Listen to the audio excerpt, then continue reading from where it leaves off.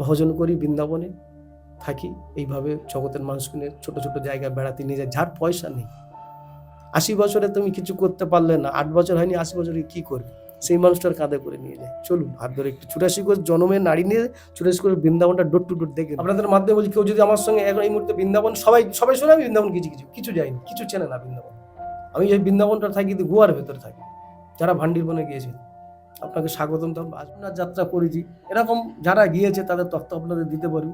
আমি কোনো পয়সা নেই, কেউ যদি খুশি করে আমাকে একটা জলের বোতল কিনে দিত দিত, কিন্তু ওদের থাকার ব্যবস্থা আমি করেছি, কোনো ভাড়া নিয়ে, এবং খাবার ব্যবস্থা রাজস্ব। একটা মানুষ যদি অর্থ নিয়ে কাজ করে, তাহলে আমাকে স্বামীজি বা স্বামীজির কথা বলছে, আমি যারা সাধারণ একটা বৈষ্ণব লোক হয়ে, তাহলে আমার লাভটা কি? আমার তো ধর্ম তো মেন উদ্দেশ্য হয়েছি প্রত্যেক মানুষের ভালো করার জন্য। আমি চলে যাবো তো, আমি তো পিছনে তো চলে যাওয়ার জন্য এসেছি। আমি হয় আমার আগে মৃত্যু হবে না পরে, আমার তো টিকিট কেটে নিয়ে এসেছি, আমার তো চলে যেতে হবে। তাহলে আমি যে 10,000 20,000 50,000 ভালো গাড়ি, আমি তো ভালো গাড়ি চড়ার জন্য তো স্বামীজি হই।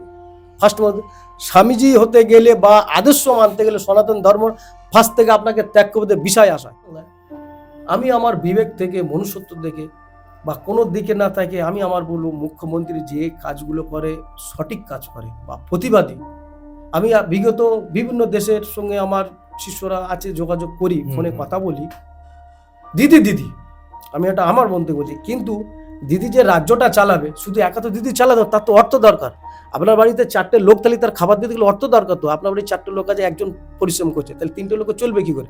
4জনই বাড়ির যে গার্জেন আছে তার উপরে কেউ না কেউ আছে। তো তাহলে আমার দিদির উপরে আমাদের এগুলো সেন্ট্রাল গভর্নমেন্টের দরকার। তো এখানে তাদের হাতে তো সবকিছু আছে, তারা মনে করলি তো এখানে একটা কলেজ করতে পারে না, একটা হসপিটাল করতে পারে না। যা আছে দিদি যা অ্যালার্ট করছে করছে, তার সেন্ট্রাল গভর্নমেন্টের দায়িত্ব নেই এখানটায়, কিন্তু সেন্ট্রাল গভর্নমেন্ট চাচ্ছে না। ইমাম ভাতা কাদের জন্য করেছে, কারা করেছে? এটা ইমাম ভাতা তো আমাদের রাজ্যের মুখ্যমন্ত্রী করে। আপনাদের জন্য কেন করলো না? আমাদের জন্য করোনা, এটা তো আমাদের দুর্ভাগ্য। তাহলে আপনি এক্ষুনি কেন ওনার ব্যাপারে এত কিছু বলছেন? বিভিন্ন রাজ্যে গুরুকুল খোলার জন্য জায়গাও পেয়েছি, চেষ্টাও করেছি, কিন্তু কিছু ব্যক্তিদের জন্য আমি সেই জায়গাগুলো করতে পারছি না। যদি এটা এই ধরনের যদি গুরুকুল যদি এখন বর্তমান যদি চালু করি, এখনকার যে সোশ্যাল মিডিয়ার যুগ, আমার মনে আশা করি আগামী 26 কেন 27-28 সালে যা পরিবর্তন হচ্ছে তার ডবল পরিবর্তন। সোনার বাংলা বা আমরা বাঙালি, আমরা যেটা গর্ব করি, সেই বাঙালি হয়ে এখন উড়িষ্যা বলুন, বিভিন্ন রাজ্যে যারা এই সব লোক কাজ করতে যায়, তারা বলতে পারছে না যে আমরা বাঙালি। এটা কিন্তু আগে ছিল, আগে বাঙালিদের খুব সম্মান করতো। এই জায়গাটা খুব খামতি আছে। এইগুলো যারা গভর্নমেন্ট আছে তাদের দেখা দরকার। আমাদের স্বামী বিবেকানন্দ বলো বা রামকৃষ্ণ, তাকে ধর্ম নিয়ে কোনোদিন রাজনীতি করেনি।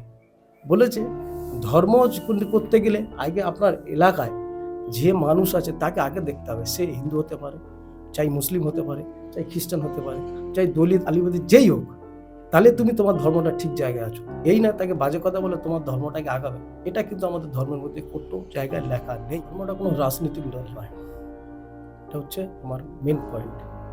দুটো সনাতন ধর্মটা একটা, যে এখনকার যেমন সনাতন ধর্মটা হচ্ছে বিশিষ্ট ব্যক্তিরা যেমন রাজনীতি নিয়ে চলে গেছে, বা সনাতন ধর্মটা আমাদের এরকম শিক্ষা নয়। সনাতন ধর্মটা হচ্ছে মানুষ, এবং আমাদের যে মহাজনরা যেসব কিতাব ভাগবত তার বিশেষ বিবেচনা যেসব দিয়েছে, তার উপরে সনাতন ধর্মটা। তো নমস্কার বন্ধুরা, কেকে পডকাস্ট আবার স্বাগত জানাই। আজকে থাম্বনেলে আপনি দেখেছেন যে কে আছেন, নতুন একটা মুখ না, নতুনত্ব বিষয় নিয়ে আজকে আলোচনা হচ্ছে। কেন হচ্ছে, কী জন্য হচ্ছে? প্রথমে ছোট্ট করে একটা ঘটনা বলি। একটা বয়স্ক মানুষ বাসে করে কৈলাসে যাচ্ছে, মানে কৈলাসের যাত্রাপথে তিনি যাচ্ছেন পাহাড়ের রাস্তায়।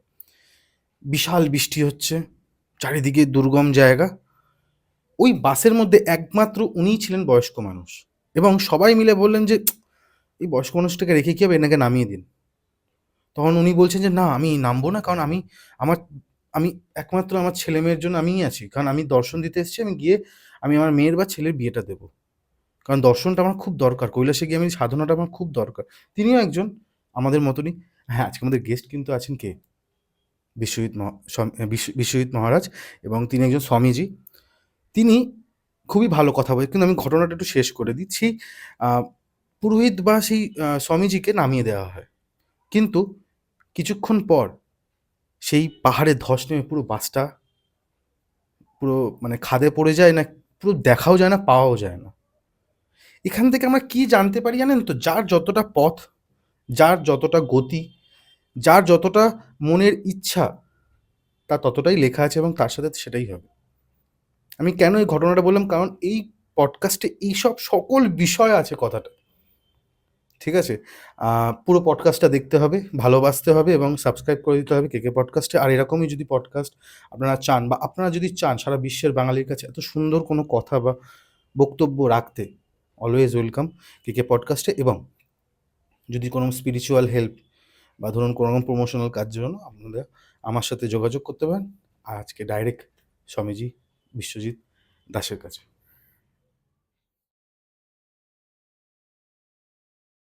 কেমন আছেন? জয় শ্রী রাধে। আমি রাধারানীর কৃপায় ভালো আছি। ধন্যবাদ আমাদের কেকে পডকাস্ট আসার জন্য। এবং আমার প্রথম প্রশ্ন থাকবে একটা জিনিস, যেটা আমি বলতে চাই আপনার কাছে, যে সনাতন ধর্ম এই যে জিনিসটা, বা এটা কি কোনো পার্টির একটা ট্যাগ, বা সনাতন ধর্ম কি কোনোভাবে একটা, এখন বর্তমানে আমি যেটা দেখছি, এটা কি কোনো ধর্ম, নাকি এটা লাইফস্টাইল, না কি? কারণ আমিও একজন সনাতন ধর্মের ছেলে। আপনার কাছে কি যদি একটু ছোট করে রাখেন। বিষয়টা, সনাতন ধর্মটা কোনো রাজনৈতিক দল নয়। এটা হচ্ছে আমার মেন পয়েন্ট। দ্বিতীয়ত, সনাতন ধর্মটা একটা, যে এখনকার যেমন সনাতন ধর্মটা হচ্ছে বিশিষ্ট ব্যক্তিরা যেমন রাজনীতি নিয়ে চলে গেছে, বা সনাতন ধর্মটা আমাদের এরকম শিক্ষা নয়। সনাতন ধর্মটা হচ্ছে মানুষ এবং আমাদের যে মহাজনরা যেসব গীতা ভাগবত তার বিশেষ বিবেচনা যেসব দিয়েছে তার উপরে সনাতন ধর্মটা।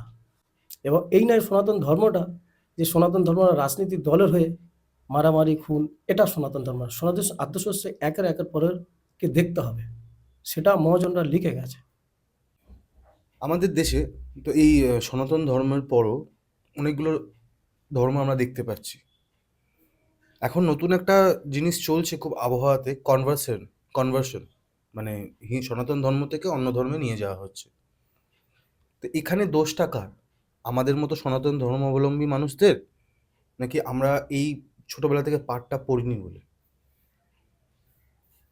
ব্যাখ্যাটা বলছি যে আমাদের যে সনাতন ধর্মরা যেসব ধর্ম থেকে যারা যারা বিরাজমান বা জন্ম হয়েছে তারা বিভিন্ন ক্ষেত্রে দেখুন খ্রিস্টান ধর্মে চলে যাচ্ছে বা ইসলাম ধর্ম তো বা গেছে। ইসলাম ধর্মে তো যাচ্ছে।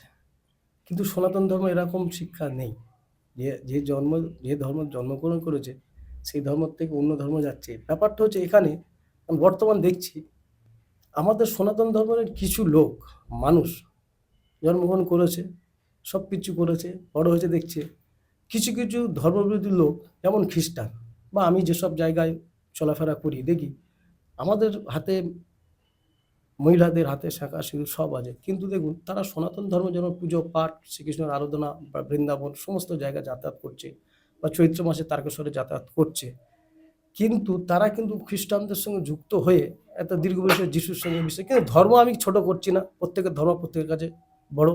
আমি ভাববো খ্রিস্টানের কাছে অনেক বড় সার্টিফিকেট জায়গা আছে, আমি আমার কাছে আমার ধর্ম বড় কথা।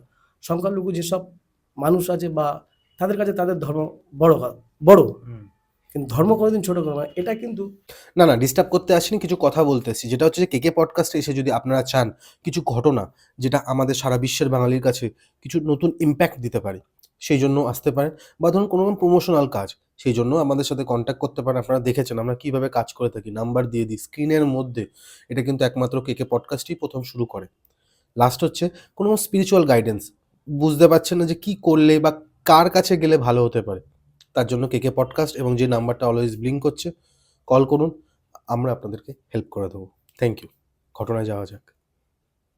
আমাদের স্বামী বিবেকানন্দ বলো বা রামকৃষ্ণ, এটাকে ধর্ম নিয়ে কোনোদিন রাজনীতি করেনি।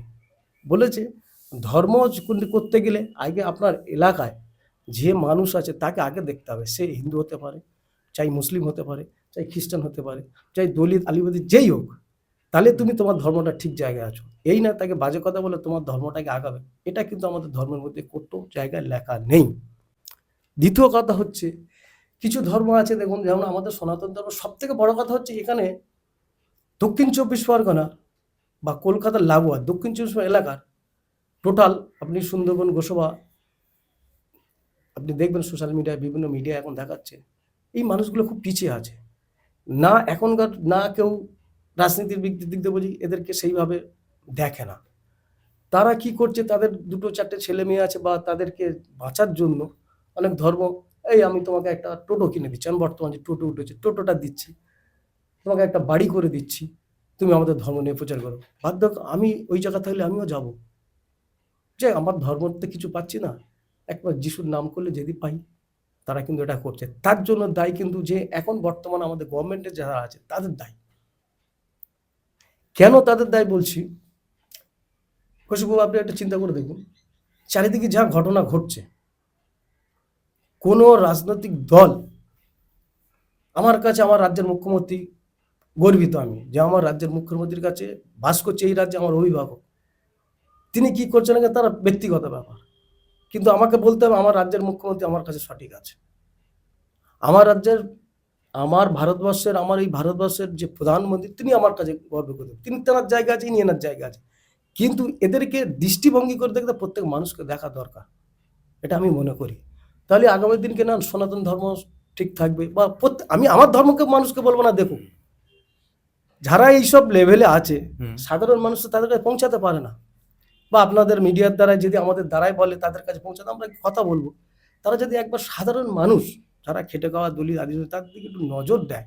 আমি বলছি না যে আমার রাজ্যের যারা দায়িত্ব আছে বা ভারতবর্ষ যারা ইন্ডিয়ান গভর্নমেন্টে যারা তারা নিজে এসে দেখুন না, জাস্ট একটু নজর। তারপরে আপনি কুরুক্ষেত্রের ক্ষেত্রে যে কুরুক্ষেত্র যুদ্ধ হয়েছে, জাস্ট শ্রীকৃষ্ণ কিন্তু প্রত্যেক ভূমিকাটা ছিল, সবাই জানে শ্রীকৃষ্ণ প্রত্যেক ভূমিটা ছিল, কিন্তু শ্রীকৃষ্ণ কিন্তু নজর রেখেছিল কে কমজোরি, কে প্রভাবশালী, কোন সৈন্য কিভাবে যুদ্ধ করতে পারে, কিন্তু তার ব্রেনের ছিল। তো তবে সেরকমভাবে যদি একটু এই জায়গাটা একটু চিন্তা ভাবনা করে আমি খুব গর্বিত হব। দেখুন আমরা সাধু সন্তোষ লোক, আমাদের কিছু পিছনে তাকার লোক নেই, সামনে তাকার লোক না, আমাদের কাছে ঝোলা আছে, আমরা জব করি, খালিয়াতে এসেছি, খালিয়াতে চলে যাব। আমাদের গর্বিত হয় আমরা যেসব জায়গায় চলি বা গ্রাম শহরে প্রত্যেক মানুষকে দেখে খুব আফসোস করি যে আমাদের এই সোনার বাংলা বা আমরা বাঙালি, আমরা যেটা গর্ব করি, সেই বাঙালি হয়ে এখন উড়িষ্যা বলুন বিভিন্ন রাজ্যে যারা এই সব লোক কাজ করতে যায় তারা বলতে পারছে না যে আমরা বাঙালি। এটা কিন্তু আগে ছিল, আগে বাঙালিদের খুব সম্মান করতো, এই জায়গাটা খুব খামতি আছে, এইগুলো যারা গভর্নমেন্ট আছে তাদের দেখা দরকার। আমি চাই না এই আমার রাজ্যে যদি ভালো হসপিটাল থাকতো, ভালো শিক্ষার ব্যবস্থা থাকতো, ভালো কর্মস্থান ব্যবস্থা থাকতো, কি দরকার আছে তারা উড়িষ্যায় যাবে? যে মানুষটা উড়িষ্যায় গিয়ে বা সাধারণ খেটে খাওয়ার মানুষটা যারা কাজ বিধি করছে, আমার রাজ্যে যদি সেটা তো তার তো যাওয়ার দরকার, সে তো একটা গভর্নমেন্ট চালাচ্ছে, এটা তো আমার গভর্নমেন্টের দেখার দরকার। বা গভর্নমেন্টের কোথায় কি আছে আমি এগুলো তো জানি না, আমি তো ভজন করি, সেটা তারা যারা বিশেষজ্ঞ তারা বুঝবে, আমি তো সাধারণ ছোট্ট এই রাজ্যে বাস করি, আমার একটা আবেদন। এবারে দ্বিতীয় কথা একটা হচ্ছে, জিনিস জানতে চাইবো, যেটা হচ্ছে যে আপনি যে ধরনের কথা বলছেন, মানে এখানে মনে হয় না যে আপনাকে ডাইরেক্টলি প্রশ্ন করাটা উচিত মাঝে মাঝে গভর্নমেন্টকে? যেমনি ধরুন গোসাবার আপনি কথা বললেন, গোসাবাতে আজ থেকে প্রায় 10 বছর আগে লাইট এসছে। আগে ওখানকার যে স্কুল ছিল গোসাবা হাই স্কুল, সেখানে কিন্তু বলতে গেলে 2015-এর আগে মানে ভট ভট ভট করে যে মোটর হয় সেখানে আলো যেত। আমি গেছি গোসাবাতে, ওই জন্য আমি বলতে পারছি। কিন্তু আপনার মনে হয় না যে তখন যদি তখন তারা টিভিও দেখেনি, লাইট তো দূরের কথা, তারা টিভিও দেখেনি, প্রথমবার টিভি দেখছে, এত বড় টিভিতে তারা দেখে অবাক। কলকাতাও বলে একটা জায়গা আছে, ওখানকার যে সবর জাতি যারা আছে, কোনো না কোনোভাবে সরকারের সেই জায়গাটা দেখা উচিত না যে ওখানে যদি আমরা ডেভেলপমেন্ট করি? কেন বললাম এই কথাটা, ওখানে যে যে এনজিওগুলো গেছে, এনজিও তাদেরকে একটা টাইম লিমিট বেঁধে দিয়েছে সেখানকার পঞ্চায়েতের লোকেরা, যে আপনি যদি 4 বছরের মধ্যে এখানে উন্নতি না করতে পারেন, এই বাচ্চাদের 4 বছরে একটা বাচ্চার উন্নতি করা সম্ভব কি আমি জানি না। নিশ্চয়ই নিশ্চয়ই সেখানে যদি না করতে পারেন তাহলে আপনাকে এখান দিয়ে গুটিয়ে যেতে হবে। এটার কারণটা কি? এটা তো সেই সেখানকার তো মানে তখনকার দিন তৃণমূল ছিল, আমি সোজাসুজি বলছি তৃণমূল ছিল, তৃণমূলের বিধায়ক বা ওখানকার যে পঞ্চায়েতের লোক তারা করেছে এটা, বা বলেছে এটা। তো এটা কি ঠিক? এবার ব্যাপারটা আপনাকে ঘোষবাবু আপনাকে প্রশ্ন করছি, আপনি খুব ভালো আনসার করেছেন এই জায়গাটা। বিশেষ করে গোসবা বলে আমি তো বলবো না, এটা প্রত্যেকটা জেলাতে আছে এরকম না, সিস্টেম। প্রত্যেকটা জেলায় না, সুন্দরবনে যেগুলো যেগুলো জি প্লটস গুলো আছে, এইবার বলছি সুন্দরবনে যারা ডেভেলপ করতে যায় হুম, নিশ্চয়ই গভর্নমেন্ট জানে, নিশ্চয়ই। বা সেখানে আমি সুন্দরবনটা বেড়াতে গেছি, বা এবং বেড়ানোর আগে আমি একটু প্রচারে গিয়েছিলাম। হুম, কি প্রচার? ধর্ম প্রচার নিয়ে গিয়েছিলাম, এবং আমি ডোর টু ডোর প্রচার করেছিলাম, মানে গীতা দিয়ে, বা সেখানে কোনো রাজনীতিভাবে প্রচার করিনি। আমার শুধু আমার প্রত্যেক মানুষকে, দেখুন আমার সবচেয়ে বড় কথা না, আমি এমন একটা ব্যক্তি, আমি টোটাল পশ্চিমবাংলা না, সব রাজ্যে গিয়েছি বা সব জায়গায় গেছি। যেই যে বলছে যে হিন্দু মুসলিম মারামারি কাটাকাটি, এটা আমার মনে হয় যারা স্থানীয়, যারা একেবারে, আমি ধরো আমার তো বয়স 40 বছর, বা আমার ঠাকুরদা বাবাদের হাত ধরে গিয়েছি, আমি অনেক ভালো নাম করা হাজি, বা ওরা ওমরা হজ করেছে, বা একটা মাদ্রাসার দায়িত্ব আছে, বা একটা মসজিদের ইমাম, তাদের বাড়িতে আমি নিজে গিয়েছি, বা এরকম আমি তথ্য দিতে পারি। হুম, হুম, হুম। কোনো মেয়ের বিয়ে হলো, খেয়েছি, আনন্দ করেছি, কিন্তু আমি একবারও বলিনি যে আমি হিন্দু মুসলিমের বাড়ি খেতে যাবো কেন। সব থেকে প্রশ্ন এখানে হচ্ছে তিনি মানুষ। আজকে যদি ধর্ম ধর্ম করি, আজকে তো আমার সব থেকে নবদ্বীপ যে গৌরাঙ্গ মহাপ্রভু, তিনি তো বীরভূম জেলায় গিয়েছিল, যখন একটা সাক্ষাৎ, আমি সংক্ষেপে বলছি, হুম, হুম। সেখানে সবাই, তিনি যখন গিয়েছিল সবাই, সমস্ত দলিত আদিবাসী সমস্ত মানুষ তার কাছে এসেছিল, মুসলমান বিয়ে এসেছিল, সংখ্যালঘু এসেছিল, সবাই যার যেটুকু পারে ফল মূল তাদেরকে সম্মান দিয়েছিল। যে আমাদের সনাতন ধর্মে বলছে ডালের যে দুটো তফাৎ দিয়েছে, মুগ ডাল মুসুর ডাল খেতে নেই, মুগ টুক নেই, মুসুর ডাল খেতে নেই, মুগ ডাল খেতে হবে। আজকের আমি তোমাকে একটা ছোট্ট প্রশ্ন করি, ধর্মটা কোথায় দাঁড়িয়েছে এই মুহূর্তে দেখুন। তখন কিন্তু মহাপ্রভুকে এক সংখ্যালঘু লোক ডাল চাষ করেছে, তাকে, তার তো কিছু নেই, তখনকার সময় তো অর্থ ছিল না, বা অর্থ দেবে, ডাল চাষ করেছে, মুসুর ডাল দিয়েছে। তা মহাপ্রভু চিন্তা করছেন যে আমি যদি মানুষ হয়ে, যদি আমি তো সবাই তো হৃদের বুকের আঁকড়ে রাখবো, তাহলে এই মানুষটা যদি আমি আঘাত দিই, তাহলে দুঃখ পাবে, তাহলে আমি তো আঘাত তো কারো তো সহ্য করতে পারবো না। তিনি কিন্তু নিয়েছে, গ্রহণ করেছে, প্রসাদ করেছে, পেয়েছে। তাহলে আজকের যারা সনাতনরা বিশেষ যোগ্যতা সাধু সন্তুষ্ট আছে, তারা কেন এই পিছনের দিনটা ভুলে গেছে? তারা কি সংস্কৃতি নিয়ে পড়াশোনা করেছে, কি পিএইচডি করেছে? বোমটা কারা ফাটায়? আমরা সনাতনরা ফাটাই। আমাদের যারা সনাতন ধর্মের যারা বিশিষ্ট লোক আছে, যাদেরকে যারা বড় করেছে, তারাই বলছে এটা। আজকের আপনি কি আমার কথাটা বুঝতে পারলেন না? বলুন। আপনি পুরোনো কথা তুলে অন্য কথা বলছেন। আমি বললাম কি, যারা বোম ফাটায় বা আতঙ্কবাদী যারা আছে, তারা কোন ধর্ম? আতঙ্কবাদীর কোনো ধর্ম হয়? আতঙ্কের কোনো ধর্ম নেই। যদি প্রমাণ করে দিই। এবারে যদি আপনি প্রমাণ করে দেন, দেখুন এখন তো আমাদের যে টেস্টি প্রজাতন সংখ্যালঘুরা যারা, এরা তো টেস্টের উপরে তো নির্ভর আছে, হুম। এবং তারা যারা টেরিস্ট বা যারা আতঙ্কবাদী, তারা কিন্তু আমাদের ইঞ্জিনিয়ার পিএইচডি করে তারা কিন্তু এই জায়গাটা এসে, কিন্তু এদের যে সহযোগিতা করছে এখানকার যারা মদতদাতা আছে তারা দিচ্ছে, আমাদের স্থানীয় লোকরা, তারা না দিলে তারা আতঙ্কিত হতো। আপনি যদি আমাকে এই জায়গাটা শেল্টার না দেন, হুম, হুম। আমি বোমটা ফাটাবো কি করে? তাহলে সব আর থেকে, তার সেন্টারটা যদি ধরে নেন ওরকমই একটা কোনো কলেজ বা ইউনিভার্সিটি হয়, তাহলে সেই কলেজে যারা কর্মকর্তা তারা দায়ী আগে, প্রত্যেকে মুসলিম ছিলেন। তারা দায়ী আগে, তাদের থেকে সরকার, যে তাহলে তো সরকার আমি তো আপনাকে আমি ওটাই জিজ্ঞেস করছি যে তাহলে আগেকার দিনের কথা শুনে আমি এখনকার বর্তমান কেন আমি চেঞ্জ করব?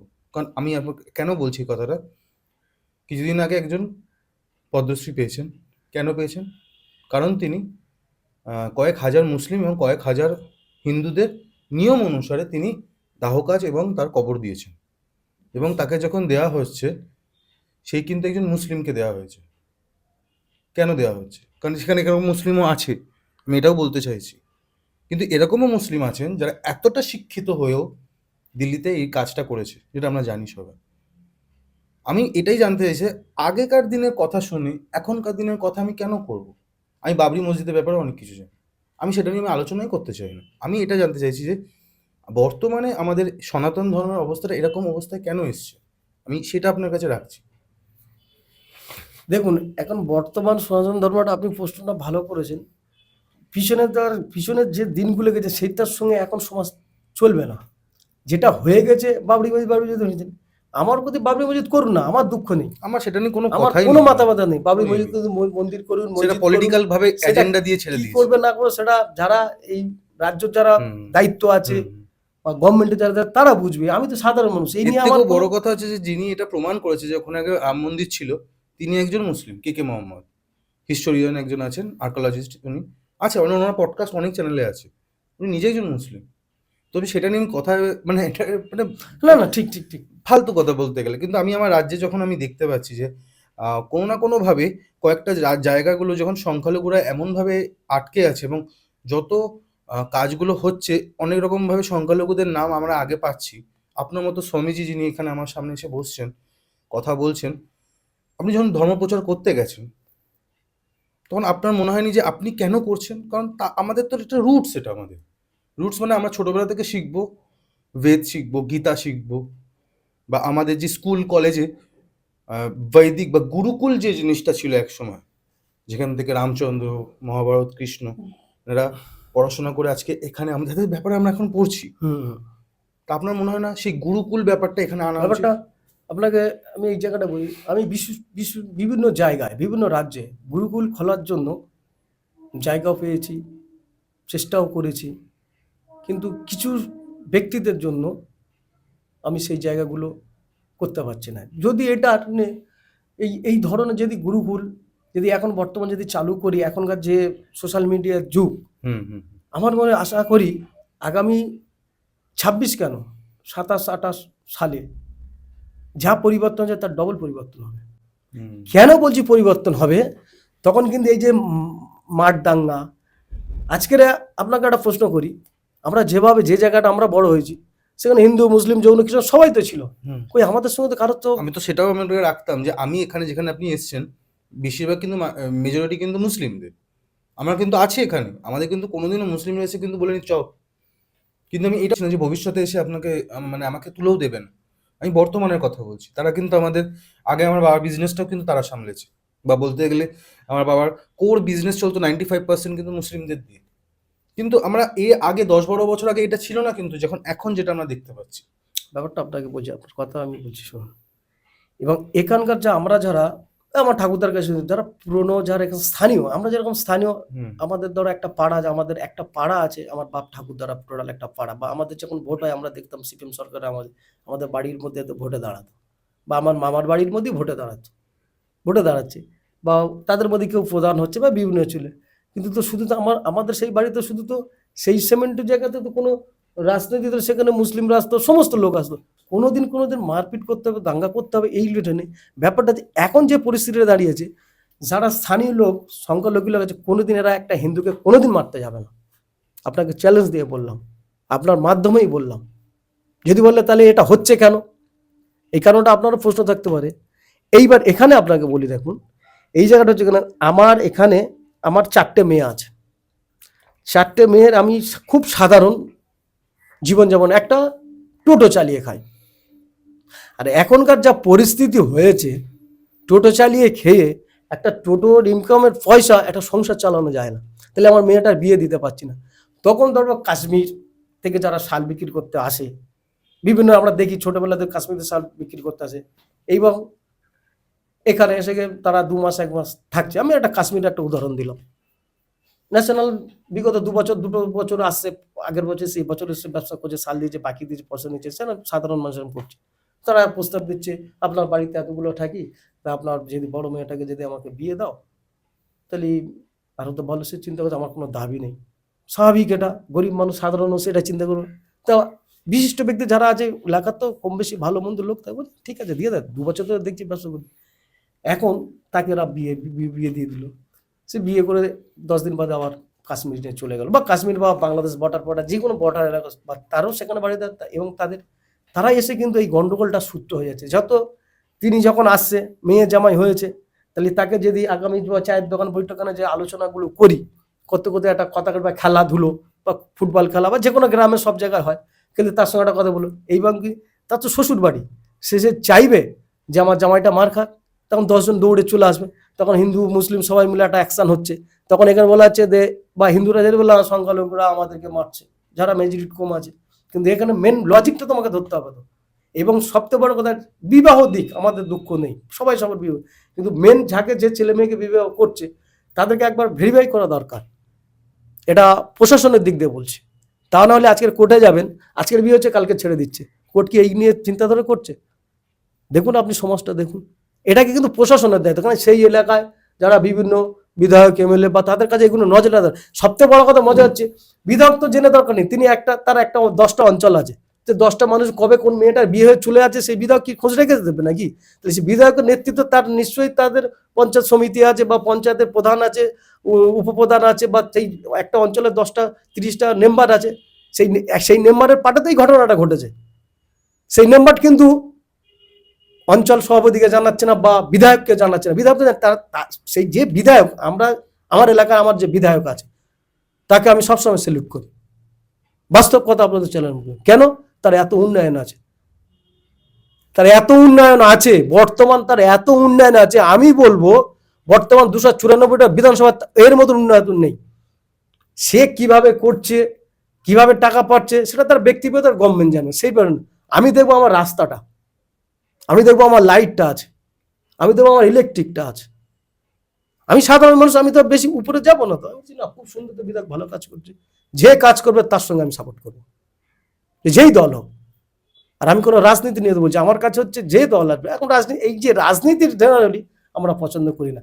রাজনীতি করুক, পলিটেক করুক বা সেন্ট্রাল করুক বা রাজ্য করুক, কিন্তু এখানে মারাপিট, অ্যাকশন, ধোমা বা হানাহানি, এটা যদি বন্ধ হয় না। একটা কথা আমাকে বলুন তো, ধরুন আমি একটা দোকান বানাচ্ছি, ঠিক আছে, বা আমি একটা দোকান ইট দিয়ে গেঁথে রেখেছি এবং সেই জায়গাটা অন্য কারোর জায়গা, এবং সেখানে আমি বলেছি দাদা আপনাকে আমি কিন্তু জায়গাটা দেবো, বা ধরুন আমার ভাইকে বললাম ভাই তোকে আমি জায়গাটা দেবো কিন্তু, হ্যাঁ। এবার ধরুন সেই জায়গাটা যখন আমি ভাইকে দিলাম না, না দিয়ে আপনাকে দিলাম, কারণ আপনি আমাকে বেশি টাকা দিচ্ছেন বলে দোকানে, স্বাভাবিক আমার লাভের জায়গা। ও যদি মধ্যে মানে ওর কি করা উচিত এখানে, মানে এখানে কার দোষ আছে এখানে বলতে গেলে? রিপিট করুন।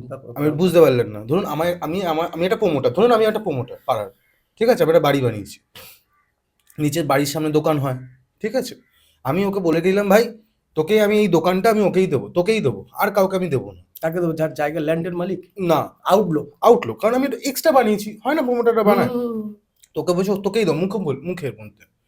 এবার কি হলো, ওকে আমি না দিয়ে আপনাকে দিলাম, কারণ আপনি আমাকে 10 লাখ টাকা দিয়েছেন, 10 লাখ 20 লাখ যাই দিয়েছেন, এখানে 10 টাকা।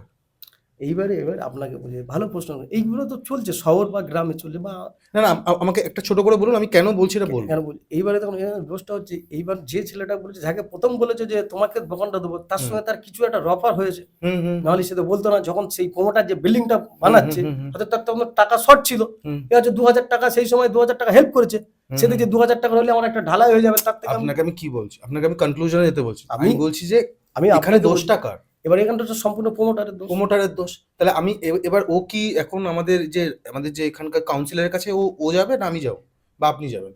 এটা কি গেলে কাউন্সিলর ঠিক করবে?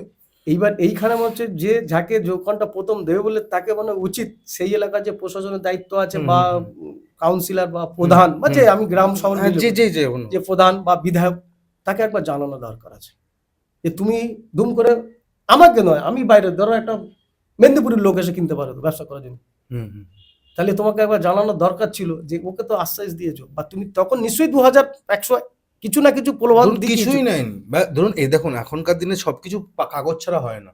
আপনিও যেমনি আমাকে বলছিলেন যে কৌশিক আমি তোমাকে কিছু দেখাবো, যাতে তুমি ভাবো যে এটা আমি এরকম কাজ করছি, নিশ্চয়ই আমি সেটাই দেখবো।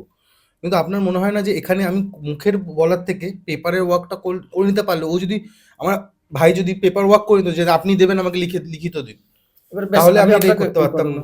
এখানে যা আমাদের যা সংবিধান, যা রুলস আছে, মুখের কথায় কোনো প্রমাণ হয় না, যা হয় না তো, rules হচ্ছে। এই এটা বলে দিলেন।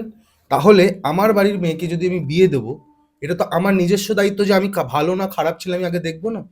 আমি লোভে পা দিয়ে আমি দোষটা করলাম, সেখানে আমাদের পাড়ার বা জেলা সভাপতি কি করবে? এইবারে দেখুন, এটা বিয়ের ক্ষেত্রে একটা আলাদা, একটা হাত আর একটা হাতের সঙ্গে জয়েন্ট হবে, এটাই সারা তো জীবনের আপনাকে আমি ব্যাপারটা। বলছি যে লিখিত, কারণ সে রেজিস্ট্রি করেনি বলে এই ঝামেলাটা হচ্ছে।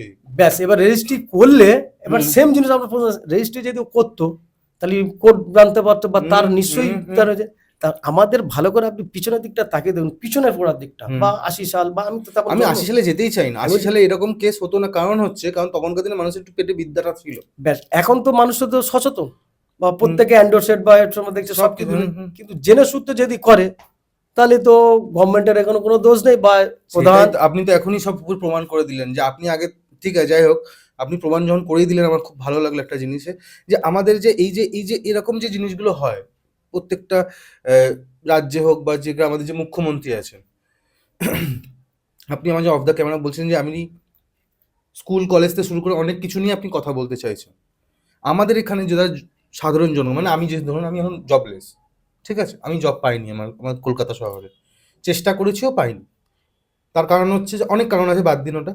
আমি জব পাবো, এটার কি ভাবনা চিন্তা আপনার হিসাবে, স্বামীজি হিসাবে আপনি কি ভাবছেন, কি করা উচিত আমাদের রাজ্যের দেখুন, জন্য? আমাদের রাজ্যের সব থেকে বড় কথা হচ্ছে যারা দায়িত্বে আছে, হুম আমি জানি না তারা কে কোন দায়িত্ব, আমার এত অভিজ্ঞতা নেই, আমি হুম সাধারণ মানুষ। হুম তাদের ভাবচিন্তার দরকার যে এখনকার যে শিক্ষা দীক্ষা, হুম প্রচুর মানুষ পিএইচডি করে বাড়িতে, অনেক এত সাধারণ গ্রামের মানুষ অনেকে পিএইচডি ডিগ্রি নিয়ে বসে আছে, তারা হুম টোটো হুম। চালাচ্ছে, অটো চালাচ্ছে, না, ভুল কথা। চালাচ্ছে পিএইচডি তারা। ডিগ্রি যারা করে তারা স্টাইফেন্ড পায়।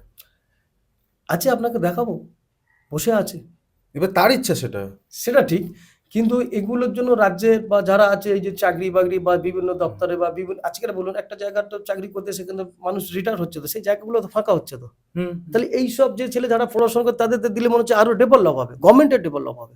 তাহলে তাদের বাইরের দেশে যেতে হচ্ছে না, বাইরের রাজ্যে যেতে হচ্ছে না, তাদের মার খেতে হচ্ছে না। তারা গর্ব করতে হবে যে আমার রাজ্যের যারা ক্ষমতা আছে তারা ভালো কাজ করছে, তারা স্বাগতম জানাবে, দেখা দরকার, এবং প্রকৃত বিচার করে তাকে চাকরিটা দেওয়া দরকার।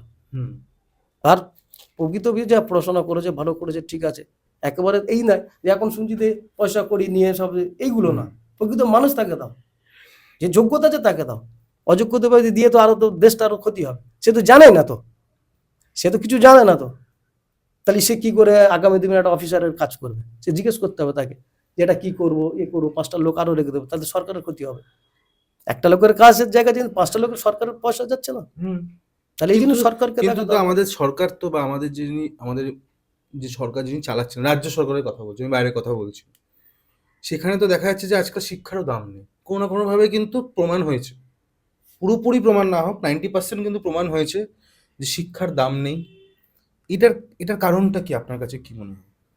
এবারে বলছি, দেখুন, শিক্ষার দাম নেই তো এটা তো এরকম তো হতে পারে না। বিগত শিক্ষার তো একটা মূল্য আছে।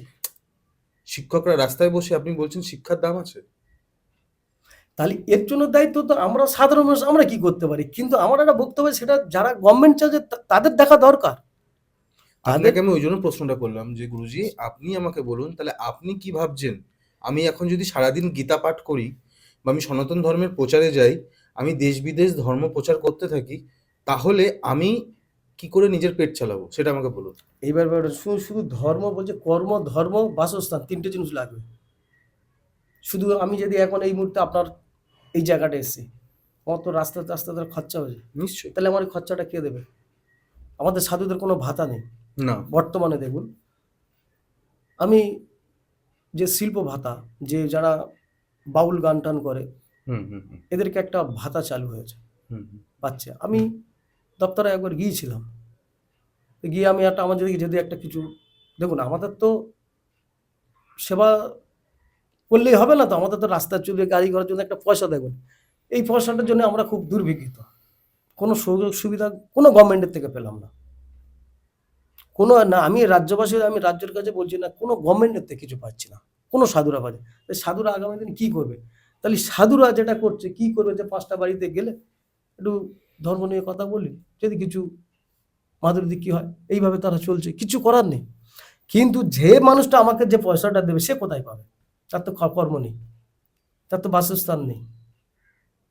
সেই জন্য আমার গভর্নমেন্টের দরকার, আগে বাসস্থান, তারপরে কর্ম, তারপরে তার সেবার ধর্ম। তাহলে এই মনে হচ্ছে ডেভেলপ হবে। গভর্নমেন্ট যদি এদিকটা একটু নজর দেয়, এই যে বিভিন্ন বলছে আমার এটা, আমার কিছু নেই, ওটা ঠিক নেই, গভর্নমেন্ট যদি একটু দৃষ্টিভঙ্গি দেয়। এখানে একটা, আমাদের পশ্চিমবাংলা তো প্রচুর বড় রাজ্য, যারা মেন দায়িত্ব আছে, আমাদের যে গভর্নমেন্টের যারা দিদি আছে, হুম। দিদির কাছে আমার কাছে জোর হাত করে অনুরোধ। খালি তো দিদি চালাচ্ছে না, না দিদি, না, আমি বলছি, দিদি তো একা হাতে, আপনি জানি প্রথমেই বলছিলেন যে দিদি তো পুরো চালায় না। সত্যি দিদি চালায় না। দিদি যে সময় এসছে, দিদিকে আমি এখনো ভাবি ফাইটার, তার মতো ভাই হবে না কেউ, ধুলিস্যাৎ হয়ে যাবে। কিন্তু কোনো না কোনোভাবে আমার মনে হয় অ্যাজ আ সাধারণ নাগরিক হিসাবে, আপনার কাছে দেখুন, আমি স্বামীজি না, আমি একজন সাধারণ নাগরিক হিসাবে আপনাকে প্রশ্ন করছি, কোনো না কোনো জায়গায় আপনার মনে হয় না যে একটু, যদি এই জায়গায় যদি কোনো রকম স্বামীজি হতো, বা সনাতন ধর্ম অবলম্বী কোনো মানুষ যিনি প্রখরভাবে গীতা বা বেদ বা এই ধরনের পুরাণ পড়ে সে যদি মুখ্যমন্ত্রী বা এরকম একটা বড় পদে থাকতো, তো আপনার মনে হয় না যেটা আরো ভালো হতে পারতো? এইবারে এইবারে আপনাকে বলছি, আমরা গর্ব, আমি নিজে আমার বিবেক থেকে বা হুম। আমি আমার গুরুর আশীর্বাদ নিয়ে, আমি যখন দীক্ষা, যখন গুরু আশীর্বাদ, আমার গুরু একটাই কথা বলতো, বাবা নিজের দৃষ্টিভঙ্গি যদি ঠিক রাখিস আগামী দিনে তোর ভবিষ্যৎ ঠিক থাকবে। হুম, এটা হুম, গুরু আদেশ হুম, দিত। হুম, তা আমাদের অভিভাবক, আমি ঈশ্বরের কথা বলবো না, ঈশ্বরকে আমরা চোখে দেখি না, অনুভব করি। কেউ বলতে পারবে না যে যত বড় মহারাজ হোক, অনুভব করে বা সেইভাবে জেনারেল, সেইভাবে তার এইভাবে আমরা ঈশ্বরকে আরাধনা করি। আমার মনে হচ্ছে পশ্চিমবাংলায়, আমি এখন পশ্চিমবাংলায় আমি আমার বিবেক থেকে, মনুষ্যত্ব দেখে বা কোনো দিকে না থাকে, আমি আমার বলবো মুখ্যমন্ত্রী যে কাজগুলো করে, সঠিক কাজ করে বা প্রতিবাদী। আমি বিগত বিভিন্ন দেশের সঙ্গে আমার শিষ্যরা আছে, যোগাযোগ করি, হুম, ফোনে হুম, কথা বলি, দিদি আমি এটা আমার মনতে বলছি, কিন্তু দিদি যে রাজ্যটা চালাবে, শুধু একা তো দিদি চালাবে না, তার তো অর্থ দরকার। আপনার বাড়িতে 4টে লোক, তাহলে তার খাবার দিতে গেলে অর্থ দরকার। তো আপনার বাড়ির 4টে লোক আছে, একজন পরিশ্রম করছে, তাহলে 3টে লোকে চলবে কি করে? চারজনই বাড়ির যে গার্জেন আছে তার উপরে কেউ না কেউ আছে। তো হুম। তাহলে আমার দিদির উপরে আমাদের এগুলো সেন্ট্রাল গভর্নমেন্টের দরকার। তো এখানে তাদের হাতে তো সবকিছু আছে, তারা মনে করলি তো এখানে একটা কলেজ করতে পারে না, একটা হসপিটাল করতে পারে না, যা আছে দিদি যা অ্যালার্ট করছে, তা সেন্ট্রাল গভর্নমেন্টের দায়িত্ব নেই এখানটায়, কিন্তু সেন্ট্রাল গভর্নমেন্ট চাচ্ছে না। ইমাম ভাতা কাদের জন্য করেছে, কারা করেছে? এটা ইমাম বাতা তো আমাদের রাজ্যের মুখ্যমন্ত্রী তাহলে করেছে। আপনাদের জন্য কেন করলো না? আমাদের জন্য করোনা, এটা তো আমাদের দুর্ভাগ্য। তাহলে আপনি এক্ষুনি কেন ওনার ব্যাপারে এত কিছু বলছেন? এই যে আপনি যে কথাটা বললেন, যে আপনার মনে হয় না যে ভালো মুখ্যমন্ত্রী আমি মুখ্যমন্ত্রী মুখ্যমন্ত্রী ওটা বলিনি, আমি বলেছি যে আপনার মতো স্বামীজিরা যদি থাকে তাহলে সেই রাজ্য যদি ভালো হতে পারতো, যদি আপনার যে বিচার ভাবনা চিন্তা খুবই ভালো, কারণ ওই জায়গাটা যদি আপনি পেতেন বা আপনার মতো কোনো মানুষ পেতো তাহলে কি এমন হতো, আমি এটা জানতে চেয়েছিলাম। দেখুন স্বামীজি বা আমি শুধু, আপনি স্বামীজি বলছেন, স্বামীজির পেটে কিন্তু প্রচন্ড বিদ্যা ছিল এবং তিনি 39 বছর বয়সে মারা যান, ওনার 27খানা রোগ নিয়ে মারা যান, কারণ উনি হিন্দু সনাতন ধর্ম প্রচার করতে যাচ্ছিলেন। এখানে কেউ নেই সেটা, এখানে কেউ নেই। স্বামীজির মধ্যে 16 জন ছিল, গুরু ভাইরা ছিল, তারা এখন সবাই প্রতিষ্ঠিত। আমি বাদ দিলাম তাদের কথা, তাদের ব্যাপারে অনেক কিছু, অনেক কথা বলা যেতে পারে, আমি স্বামীজির ব্যাপারে আনতেই চাই না। আমি আপনার কথা, আপনার মতো গুরুজির কথা জানতে চাই। এবারে দেখুন আমাদের মতন যারা সাধু সন্তুষ্ট আছে, হুম। এরা এই নিয়ে ভাবে না, তাহলে এরা অনেক আগের থেকে চিন্তাধারা করতো, আমার যা ধারণা। আমরা ভাবাটা উচিত না? এবার আমি বলছি ভাবাটা উচিত। এইবারে আপনাকে একবার বলি, যারা সাধু সন্ন্যাসী তারা যদি মনে করতো যে আমি রাজ্যের দিকে টেক দেবো, আমরা রাজ্যের জন্য প্রার্থনা করবো যে তোমরা দাঁড়াও, কেউ না কেউ যারা ভালো আছে তারা দাঁড়াক। আমরা কোনো স্বামীজিরা, আমরা এই রাজ্য চালানোর জন্য আমরা কিন্তু স্বামীজি আসিনি, এটা আমার কাছে। আমরা ঈশ্বরের গুণগান করতেছি এবং আমরা যে ক্ষমতায় আসবে। এখন আমি তো এই রাজনীতি নিয়ে তো আমি তো কিছু করি না, বা এবার আমি হতে যাবো কেন, রাজনীতি কিছুই জানি না আমি। আমরা যে যে ধরনের মহারাজ বা যেভাবে মন্দির চালাবে, আমার এই নিয়ে যে আমি রাজনীতিতে এত বড় তো আমার স্বপ্ন নেই। আমার যেই আসুক, স্বামীজি আসলে তো আমার থেকে আরো তো পপুলার স্বামীজিরা আছে। হুম, হুম, তারা বৃন্দাবনে আমাদের সব নাম করা আছে, যেরকম শঙ্করাচার্য, যেসব ঘটনা দেখছি শঙ্করাচার্য এরা আছে। প্রচুর আছে। হুম। তো এরা হতে পারছো না, কিন্তু হবে না। স্বামীদের উদ্দেশ্য এটা নয়। না তো। স্বামীদের উদ্দেশ্য হচ্ছে, স্বামীদের উদ্দেশ্য হচ্ছে মানুষের পাশে থাকা, এবং এর জন্য সাবজেক্ট আলাদা ব্যক্তিরা থাকবে। হুম। ঠিক। এবার আপনি খুব ভালো বললেন, খুব সুন্দর যে এই স্বামীজিরা এটার জন্য, সত্যি এটার জন্য কোনদিন কিন্তু তারা কিন্তু আসেনি বা কোনোদিনও কোনো এটার জন্য প্রোটেস্টও হয়নি যে আমাদের মধ্যে কাউকে এরকম বড় পদ দাও। কিন্তু দেখুন এই স্বামীজিরা যখন কোনো জায়গায় বক্তৃতা দিতে যাচ্ছেন, বা যে কোনো স্বামীজি, আমি জানি না কাদের, তাদের কিন্তু যখন চার্জেস হচ্ছে তখন 10 লাখ টাকা, 20 লাখ টাকা, 30 লাখ টাকা, লুই ভিটনের দামি দামি 2 লাখ 3 লাখ টাকার ব্যাগ। তো এই জ্ঞানগুলো কেন? কারণ নিজেরাই বলছে যে টাকা ছাড়া পৃথিবীতে, টাকা বাদ দিয়ে দাও, সব কিছু মোহ। কিন্তু নিজেরাই যখন সংসার করছেন, ঘুরতে যাচ্ছেন, প্রাইভেট জেট, প্রাইভেট কার, ভালো গাড়ি, মানে যেটা আপনি বললেন বৃন্দাবনে যিনি আছেন তার নিজস্ব একটা পোর্শে গাড়ি আছে, পোর্শেই মনে হয় না ভাই, পোর্শেই আছে গাড়িটা, ব্ল্যাক না সাদা রঙের। তো এটার কারণটা কি? এইবারে আপনাকে বুঝিয়ে দিন, এইবারে যে আজকের দেখুন স্বামীজিরা, যে আমি এই যে আমাদের বিভিন্ন জায়গাতে প্রস্তাব আছে, এখন যে সনাতন ধর্ম যে জায়গাটায় দাঁড়িয়ে আছে, হুম, আমাদের বিভিন্ন জায়গায় যে মহারাজরা আমাদের এখানে একটা সভা করুন, হুম, বা আপনি একটু সনাতন ধর্ম নিয়ে একটু কথা বলুন। হুম, হুম, হুম, আমরা কি করছি, আমরা যাব, আমি যাব, কিন্তু আমার কাছে, বা এখন তো সবাই তো রেকর্ড করে, হুম, হুম, আমি যেটুকু বুঝি, আমি তো এত আমরা বলি যদি পয়সার কথা হয়, তাহলে আমি যাব না। যদি পয়সার কথা হয় আমি যাব না।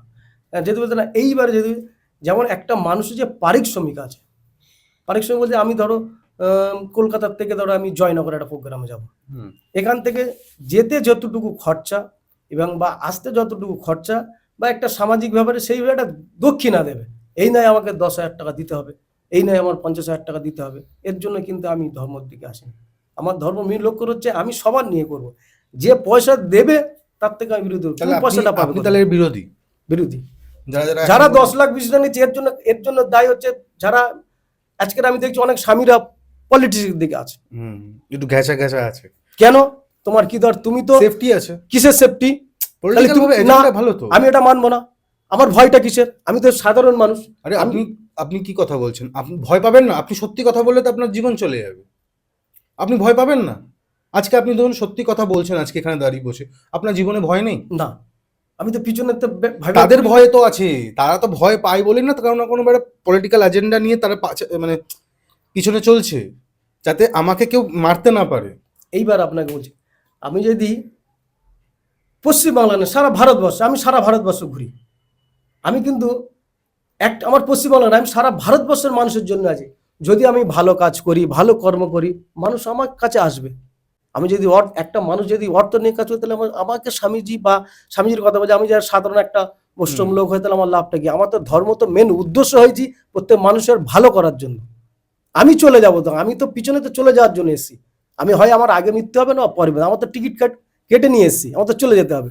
তাহলে আমি যে 10,000 20,000 50,000 ভালো গাড়ি, আমি তো ভালো গাড়ি চড়ার জন্য তো স্বামীজি হই না।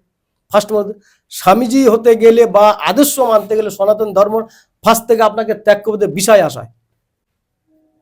তাহলে তো আমি তো স্বামীজি হয়ে লাভটা কি? বিষয় আসা নিয়ে কি করবো? আমি তো নিয়ে যেতে পারবো না। আমার তো পিছনের কেউ নেই, সামনের কেউ নেই। আমার কারা আছে? পশ্চিমবাংলার মানুষ আছে, জনগণ আছে, আমি তাদের জন্য করবো। আমার যদি আমি তো করেছি এরকম প্রচুর, আপনাকে রেকর্ড দিতে পারি। আজ কিছুদিন আগে আপনি যাবেন কৈলাসে, নিশ্চয়ই অনেক মানুষকে আপনি নিয়ে যাবেন, এবং আমি ভুল যদি না শুনে থাকি আপনি বিনামূল্যে নিয়ে যাবেন। আমি কি ভুল বলছি? আপনার প্রশ্নটা হয়ে গেলে আমি না আপনাকে না, আমি কেন বলছি, কারণ আপনার এই উদ্যোগটা আপনি আমার ফোনে বলেছিলেন যে কৌশিকবাবু আমি এরকম নিয়ে যাচ্ছি এতজন মানুষকে কৈলাসে। কৈলাসে গিয়ে আমার কি লাভ হবে? বা কৈলাসে যদি আজকে আমি যাই, ধরুন আমি আপনাকে বললাম আমি যাব, গুরুজি আমাকে নিয়ে চলুন, আমার লাভটা কি? আমি কি মোক্ষ পাবো আমাকে যদি একটু বলেন। এইবারে আপনাকে বলি শুনুন, শুধু কৈলাসটা অনেকটা দূরের রাস্তা, গমরা কৈলাসটা রেখে আমি নিশ্চয়ই কৈলাসের জায়গায় আসবো। হুম।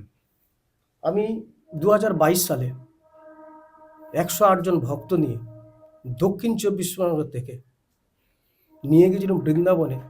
10 দিন থাকা খাওয়া ফ্রি, কোনো একটা টাকা নিয়ে, এরকম আপনার রেকর্ড সমস্ত মানুষ বলবে। এক, আমি অমরনাথ যাত্রা করেছি, এবছর করেছি, 25-এ করেছি এবং 24-এ করেছি অমরনাথ যাত্রা। আমার সঙ্গে 16 জন ভক্ত গিয়েছিল, তাদের কাছ থেকে আমি কোনো পয়সা নিইনি। আমার উদ্দেশ্য হচ্ছে যদি আমার সঙ্গে যেতে চাও, আমি যে আমাদের একটা জেনারেল ট্রেন আছে, আমি সেই ট্রেনে বসে যাই। মানে সিট থাকলে বসি, না তো আমার কম্বল আছে নিচে পাতি, বসে যাই। আমার একটা বৈষ্ণবদের একটা কার্ড আছে, বা প্রত্যেক মানুষ তো আমরা, সবাই আমাকে কিছু বলে না। যদি এইভাবে যেতে চাও যেতে পারো, যদি মনে করো না আমার পয়সা আছে টিকিট কেটে নেবে, সেটা আপনার ব্যাপার। কিন্তু আমি অমরনাথ যাত্রা করেছি, এরকম যারা গিয়েছে তাদের তথ্য আপনাদের দিতে পারি। আমি কোনো পয়সা নেই, কেউ যদি খুশি করে আমাকে একটা জলের বোতল কিনে দিত, কিন্তু ওদের থাকার ব্যবস্থা আমি করেছি, কোনো ভাড়া নিয়ে, এবং খাবার ব্যবস্থা রাজস্ব খাবার, আর এখনো করছি সারা ফুল ভেজ। ফুল ভেজ। কিন্তু কোনো যদি বলে, আমার সব থেকে আশ্চর্য লাগে, আমি সারা পশ্চিমবাংলা না, অনেক বিভিন্ন ত্রিপুরাতে সব আসে, আমি কিন্তু যাকে বলি বাবা বৃন্দাবনে গেছে, বলছে না, বলছে বৃন্দাবনে গেছে। আপনার কোনো কৈলাসের প্রশ্ন রেখে বলছি, বৃন্দাবনে কি হবে শুনেছি, আশা আছে যাব। সবাই বলে 5,000 টাকা খরচা, 2,000 টাকা। যত লোক আসবে আমি আপনাকে স্বাগতম জানালাম আমার রাজধানীর দেশেতে আসার জন্য। একটা পয়সা, যে হাঁটতে পারে না, যে খোঁড়া লোক, অসুস্থ লোক, তার জন্য গাড়ি আমার আছে, কোনো পয়সা দিতে পারে। আমার জন্য যদি আপনি বৃন্দাবন আসতে পারেন, আমি গর্বিত, আমি চলে যাব, আমার নামটা থেকে যাবে। আমি এইভাবে আমি মানুষকে বার্তা দিই, আমার কোনো চাওয়া পাওয়া নেই। আমি ট্রেন জার্নি করে আসা যাওয়া করি। আমার তো অনেকে বলে তুমি এইসব কাজ করছো, তোমার তো ভয়, কি হবে আমার মৃত্যু হলে আগে হবে পরে, দিনে বলো তো তিনি, তুমি মেরে আমাকে কি করবে? আজকের বলো আমার নিজের ঘটনা, এই যে 2025 সালে যে উত্তরকাশী যখন যে ধস নেমেছে, আমার কাছে রেকর্ড আছে, ফোন আছে, আমি আপনাকে ভিডিওটা দেখাতে পারি। উত্তরকাশীতে যখন আমি কেদার বদ্রীনাথ করে লাস্টে উত্তরকাশী গিয়েছি, বা সেই গাড়ির যে গাড়িটাই ছিল সেই গাড়ির ড্রাইভারও ছিল, বলছে স্বামীজি আমার কাছে রিপোর্ট আসছে বিভিন্ন, এখন যাওয়া যাবে না পরে। আমি বলছি দেখুন বাবা, সাধু বসে আছে, আমি এরকম বাস্তব বাস্তব জিনিস কিছু কিছু লজিক আমার কাছে আছে, বা আমি প্রুফ ছাড়া কথা বলি না। এখনকার যা সমাজ প্রুফ রাখি। উত্তরকাশী গিয়েছি, দর্শন করেছি, ফিরে আসছি, আপনার স্টুডিওর থেকে 20 পা মানে গলি গলি টোটাল ভেঙে সেট করেছে। এবার আমার সঙ্গে যারা আছে তাদের তত যেসব ব্যক্তিগুলো ছিল, আমরা 16 জন ছিলাম, সেট করে উপরে চলে গেলাম। একজন বলছে আমাকে টয়লেটে যাব, আমি গাড়িটা দাঁড় করাবো না, আগে যাবো। এবং সে পিছন থেকে, আমি সামনে আছি, পিছন থেকে বলছে আমাকে একটা বাজে কথা বলেছে। আমি বলছি আমি সেটা মাইন্ড করি না, সরে চলে এসেছি, এসে 6 কিলোমিটার চলে এসেছি, আবার ধস। তারপর ওর সঙ্গে কথা বলছি যে এটা বলো যদি বাই চান্স কিছু, রাস্তা তো খারাপ, আমাদের দুর্গম রাস্তা পার হতে 6 কিলোমিটার নেবে, আবার ধর, আবার ওখানকার পুলিশ প্রশাসন একদম কিলিং, আধা ঘন্টা পর কাছে পারি করে। সারা পশ্চিমবাংলা নয়, সারা ভারতবর্ষ থেকে ফোন আসছে আমাকে। এবং এই যে ফোন যারা এই যা সিম আছে তথ্য আপনি পেয়ে যাবেন, বা রেকর্ড বা এগুলো, কিন্তু সারা মহারাজ আপনি বেঁচে আছেন। তখন আমি বলেছি কেন আমি বেঁচে থাকবো না, আমি তো কারোর তো ক্ষতি করি না, কারোর তো ক্ষতি করি না, ঈশ্বর আমার রেখেছে। আমি এইরকম তত্ত্ব এইভাবে পড়েছি। এবং কৈলাসে টাকার, আবার বলছি অমরনাথ যাত্রা দেখুন, আমি পাইলগাঁওতে গিয়েছি, এবারে গেছি যে যে ঘটনাটা 5 জন যে ঘটেছে। ঘটনা ঘটেছে, বিশিষ্ট লোকটিরা বলছে না যাবো না, কি হবে না হবে, মেডিক্লেম ছাড়া কিন্তু অমরনাথ যাওয়া যায় না, এটা অনেকে জানে, মেডিক্লেম ছাড়া যেতে পারে না। আমি আপনাদের ক্যামেরায় বলছি, একটা মেডিক্লেম লাগবে না। আমার সঙ্গে যারা গেছে, এটা অ্যাকচুয়ালি সাধুদের জন্য করেছে গভর্নমেন্ট, এর জন্য সেন্ট্রাল গভর্নমেন্ট আমি খুব ধন্যবাদ। লাগে না, 60 বছর বয়স হলে অমরনাথ যান না, 90 বছর বয়স হোক আমি নিয়ে যাব। কারণ আমার জন্য, যদি আপনার তো সব তো ফেলে এসছেন, এত এবার তো যাওয়ার টাইম হয়ে গেছে, আমার জন্য যদি বাবার দর্শন হয়, আমি গর্বিত, তুমি সেখানে বলতে পারবে। এটাই হচ্ছে আমার নাম আছে, এরকম সারা পশ্চিমবাংলা না, অল ভারত। এবং মিনিমাম আমার কালকে আগামী দিনকে রাত 2টোর সময় জাপান থেকে ফোন এসছে, ফ্রান্স থেকে ফোন আসে, আমার কল রেকর্ড আপনি চেক করতে পারেন, বা যারা এইসব মেসেজগুলো করে, আমি তো এত কিছু জানি না, আমি তো সাধারণ, আমি আমার মতো থাকি, বা রেকর্ড ফোন করে, বা এইগুলো লিস্টগুলো নিশ্চয়ই, বা জিও ফোন বা এর তত্ত্বগুলো থাকে, তো কল রেকর্ড করুন। আমি সত্যবাদী, আমি সত্যর জন্য আছি। কিন্তু আমার কাছে দুঃখ একটা, পশ্চিমবাংলার জন্য আমি মানুষের কাছে আমি খুব গর্বিত হতে চাই। কেন? যে যারা সরকারে আছে তাদেরকে একটু সুন্দরবন দিকটা একটু দেখার জন্য। আমি গঙ্গাসাগরে কি বলবো, গঙ্গাসাগরে গেছি আমার, এবারে দেখুন গঙ্গাসাগরে আমি 24 বার গেছি, গঙ্গাসাগর মেলা 24, মানে আমার দাদু ঠাকুমাদের হাত ধরে 24 গেছি। আমি এইগুলো বলছি, দেখুন ভ্যাসেল ছাড়া কিন্তু 80 টাকা বা টিকিট ছাড়া কেউ যেতে পারবে না। আমার সঙ্গে রেকর্ড, আমি রেকর্ড বলছি আপনাকে, আপনার এই ক্যামেরার মাধ্যমে, আমার সঙ্গে যারা গিয়েছে তাদের নাম, ঠিকানা, ফোন নাম্বার সব দিয়ে দেবো। আমাকে যে টিকিট মহারাজ, আমি একটা প্রশ্ন করেছিলাম, যারা টিকিট, যারা আজকের যে সরকারে যারা যারা তত্ত্বাবধানে যারা দেখাশোনা করছে, ভারত সেবাস প্রচুর আছে, আমি দেখুন আমার কাছে যদি পয়সা থাকতো তাহলে আপনার নিশ্চয়ই দিতাম। আমি তো কোনো ইনকাম করি না, আমি তো ভজন করি আর তার ধ্যান করি, তিনি দিলে আমি পাই, না দিলে না পাই, সেদিন উপস্থিত থাকি। তা আমি কোথায় পাবো বলুন? আমার কাছে কিছু নেই, যেতে হলে দেবেন, যাবো, না হলে বলছেন মহারাজ যান। আমার সঙ্গে 24 জন লোক পার হয়েছে, 24 জন লোক পার হয়েছে। গিয়ে দেখলাম, বাসে গেলাম, প্রশাসন খুব ভালো ব্যবহার করেছে, আমি এর জন্য প্রশাসনের জন্য স্যালুট। যারা দায়িত্ব আছে গর্বিত, আমার বাংলার প্রশাসন এরকম কোনো আমার প্রবলেম হয়নি। আমার সঙ্গে যারা আপনাকে খবর নিয়ে নেবেন, বা নিশ্চয়ই সিসি ক্যামেরা আছে চারিদিকে, যে যে জায়গাটা ছিলাম ওখানে উত্তরাখণ্ডের লোক ছিল, বিহারের সমস্তিপুর দরভাঙ্গার লোক ছিল, সেখানকার এবং মাতাজি বা প্রভুরা সবাই ছিল। তারা তারা খেতে বলছে, আমরা তো ধরে খেতে পারবো না, আমি তাদেরকে খাবার নিয়েছি, বা ক্যামেরা যদি আপনি গভর্নমেন্ট যদি মনে করে এগুলো চেক করলে করতে পারবো না, আমি প্রত্যেকে খাবারই নিয়ে দিয়েছি। এবং নিজের পয়সা দিয়ে যাওয়ার, অনেকে চা আমি নিজের পয়সা দিয়ে দিয়েছি। আর অনেকে দেখুন গঙ্গাসাগর মেলা, অনেকে এবার বিশিষ্ট তাবড় তাবড় লোক, নাম করা ব্যবসায়ী, শিল্পপতি গিয়েছিল, তারা গঙ্গাসাগরে কোনো ঘর বা সরকারি যে ট্র্যামগুলো থাকে ঘর পায়নি, কম্বল মুড়ি দিয়েছিল। ঝট করে অনেকের, দেখুন আমি তো অনেকে চিনি, তারা আমাকে জানে, আমি অনেকে খেয়াল করতে পারি না, আমি বিভিন্ন জায়গায় যাই, তারা আমাকে বলছে মহারাজ ফ্যামিলি নিয়ে এসছি, একটা রাতের জন্য থাকা যাবে না, 2000 লাগুক, আপনার ক্যামেরায় বলছি 2000 লাগুক, 5000 লাগুক, আমি ঘর ভাড়া দিতে রাজি আছি। আমি তার দেখে বললাম আপনি কত টাকার মালিক? 5000 টাকা। গঙ্গাসাগর এসছেন, আপনি ফুর্তি করতে এসছেন না দর্শন করতে এসছেন না কিছু সূচনা করতে এসছেন? আগে এটা আমাকে বলুন। বলছে না আমি স্নান করতে এসেছি। তাই স্নান করতে তাহলে টাকার কথা বলছেন, আমি কার কাছে এসছেন? মহারাজের কাছে বা আমাদের মধ্যে। যদি পয়সা দেন তাহলে বিভিন্ন গেস্ট হাউসে চলে যান, আর যদি বলো মহারাজাদের সঙ্গে থাকবো তাহলে সে ব্যবস্থা করবো। আমি ব্যবস্থা করে দিয়েছি, আপনাকে রেকর্ড দিতে পারি, তাদের ফোন নাম্বার দিতে পারি, প্রচুর পয়সা আছে তাদের। কিন্তু যাওয়ার সময় বলতে না, খাবারও দিয়েছি, ধরে খেতে দিই না, সব জায়গায় প্রসাদ বিভিন্ন সংগঠন দিচ্ছে। বলছে খুব পরিশ্রম হচ্ছে রাস্তা আসতে, আমি তাদেরকে প্রসাদ কি খাবেন বলুন, সাদা ভাত নিজে বানিয়ে নিজে হাতে, সেই রেকর্ড ভিডিওগুলো আছে, বানিয়ে দিয়েছি। আমি এরকম সেবামূলক কাজ করি। অনেকে দেখলাম গঙ্গাসাগর বলছে, বিভিন্ন সংগঠন বিভিন্ন বলছে দিদি এসব কাজ করেনি, এটা তাহলে এত সিসি ক্যামেরা লাগানো যে ভুল? আমি তো নিজে তো দর্শন করেছি, বা পরিবেশ তো ভালো। আজকের আপনি বলুন গঙ্গাসাগরে প্রচুর লোক যায়, প্রশাসনের দিক ঠিক আছে, 2000 লোককে দর্শন করে ছেড়ে যাওয়া, 2000 আটকে রেখেছে, এটা তো ভালো। তো যদি একসঙ্গে যেতে প্রচুর লোক তো মারা যাবে, এর দায়টা কে নেবে? তখন তো গভর্নমেন্টের দায় হবে, বিভিন্ন চারিদিকে বলবে গভর্নমেন্ট যেটা করছে আমি 100% ঠিক করেছে। এবং বিভিন্ন পশ্চিমবাংলার বিভিন্ন 294টা বিধানসভা বিভিন্ন বিধায়করা গেছে, তারা তাদের নিশ্চয়ই তাদের কর্মী কর্তা কর্মী রয়েছে, তারাও পরিষেবা দিয়েছে, দেখলাম তো। এগুলো তো আর মিথ্যে নয় তো, বা সেখানে তো প্রচুর সিসি ক্যামেরা লাগানো আছে। তাহলে আজকের একটা দুর্ঘটনা হয়েছে দেখেছেন।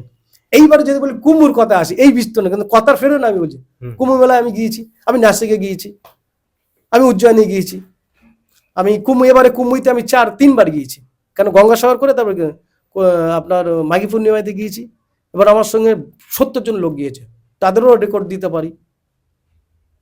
70 জন করে লোক 3বার 3টে স্থান গিয়েছি, অনলি ফর আমি আপনার ক্যামেরায় বলছি, যদি 500 আমি 500 বাস গিয়েছে, আমিও বাসে করে নিয়ে গেছি, কম পয়সা বাস গেছে। আমি আমার কথা বলছি 500 বাস, আমি একটা টোটাল 500, আমি না হাজার বাস গেছে, আমি একটা আপনাকে এক্সাম দিয়েছি, ধর 500 বাস গিয়েছে, ধর আমি 500 বাসের পিছনে আছি, ভালো করে আপনাকে ক্যামেরায় বলি 500 বাসের পিছনে।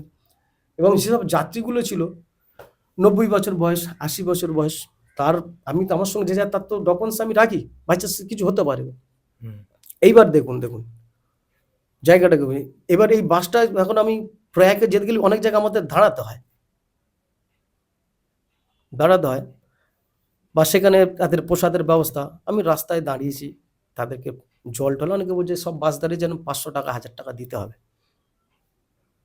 তা বলছি কেন দেবো ভাই, কেন দেবো? না 1000 টাকা আপনাকে জল দিচ্ছি রান্না করার জন্য, আমি জল দিচ্ছি, আমি কোথায় পাবো টাকা? না সব বাস, অনেক বাসে সবাই দিচ্ছে। বলছি সমস্ত বাস আছে, প্রত্যেক বাসে 7000 5000 10,000 করে টাকা নিয়েছে, আমার বাসে তো কেউ তো টাকা দেয়নি।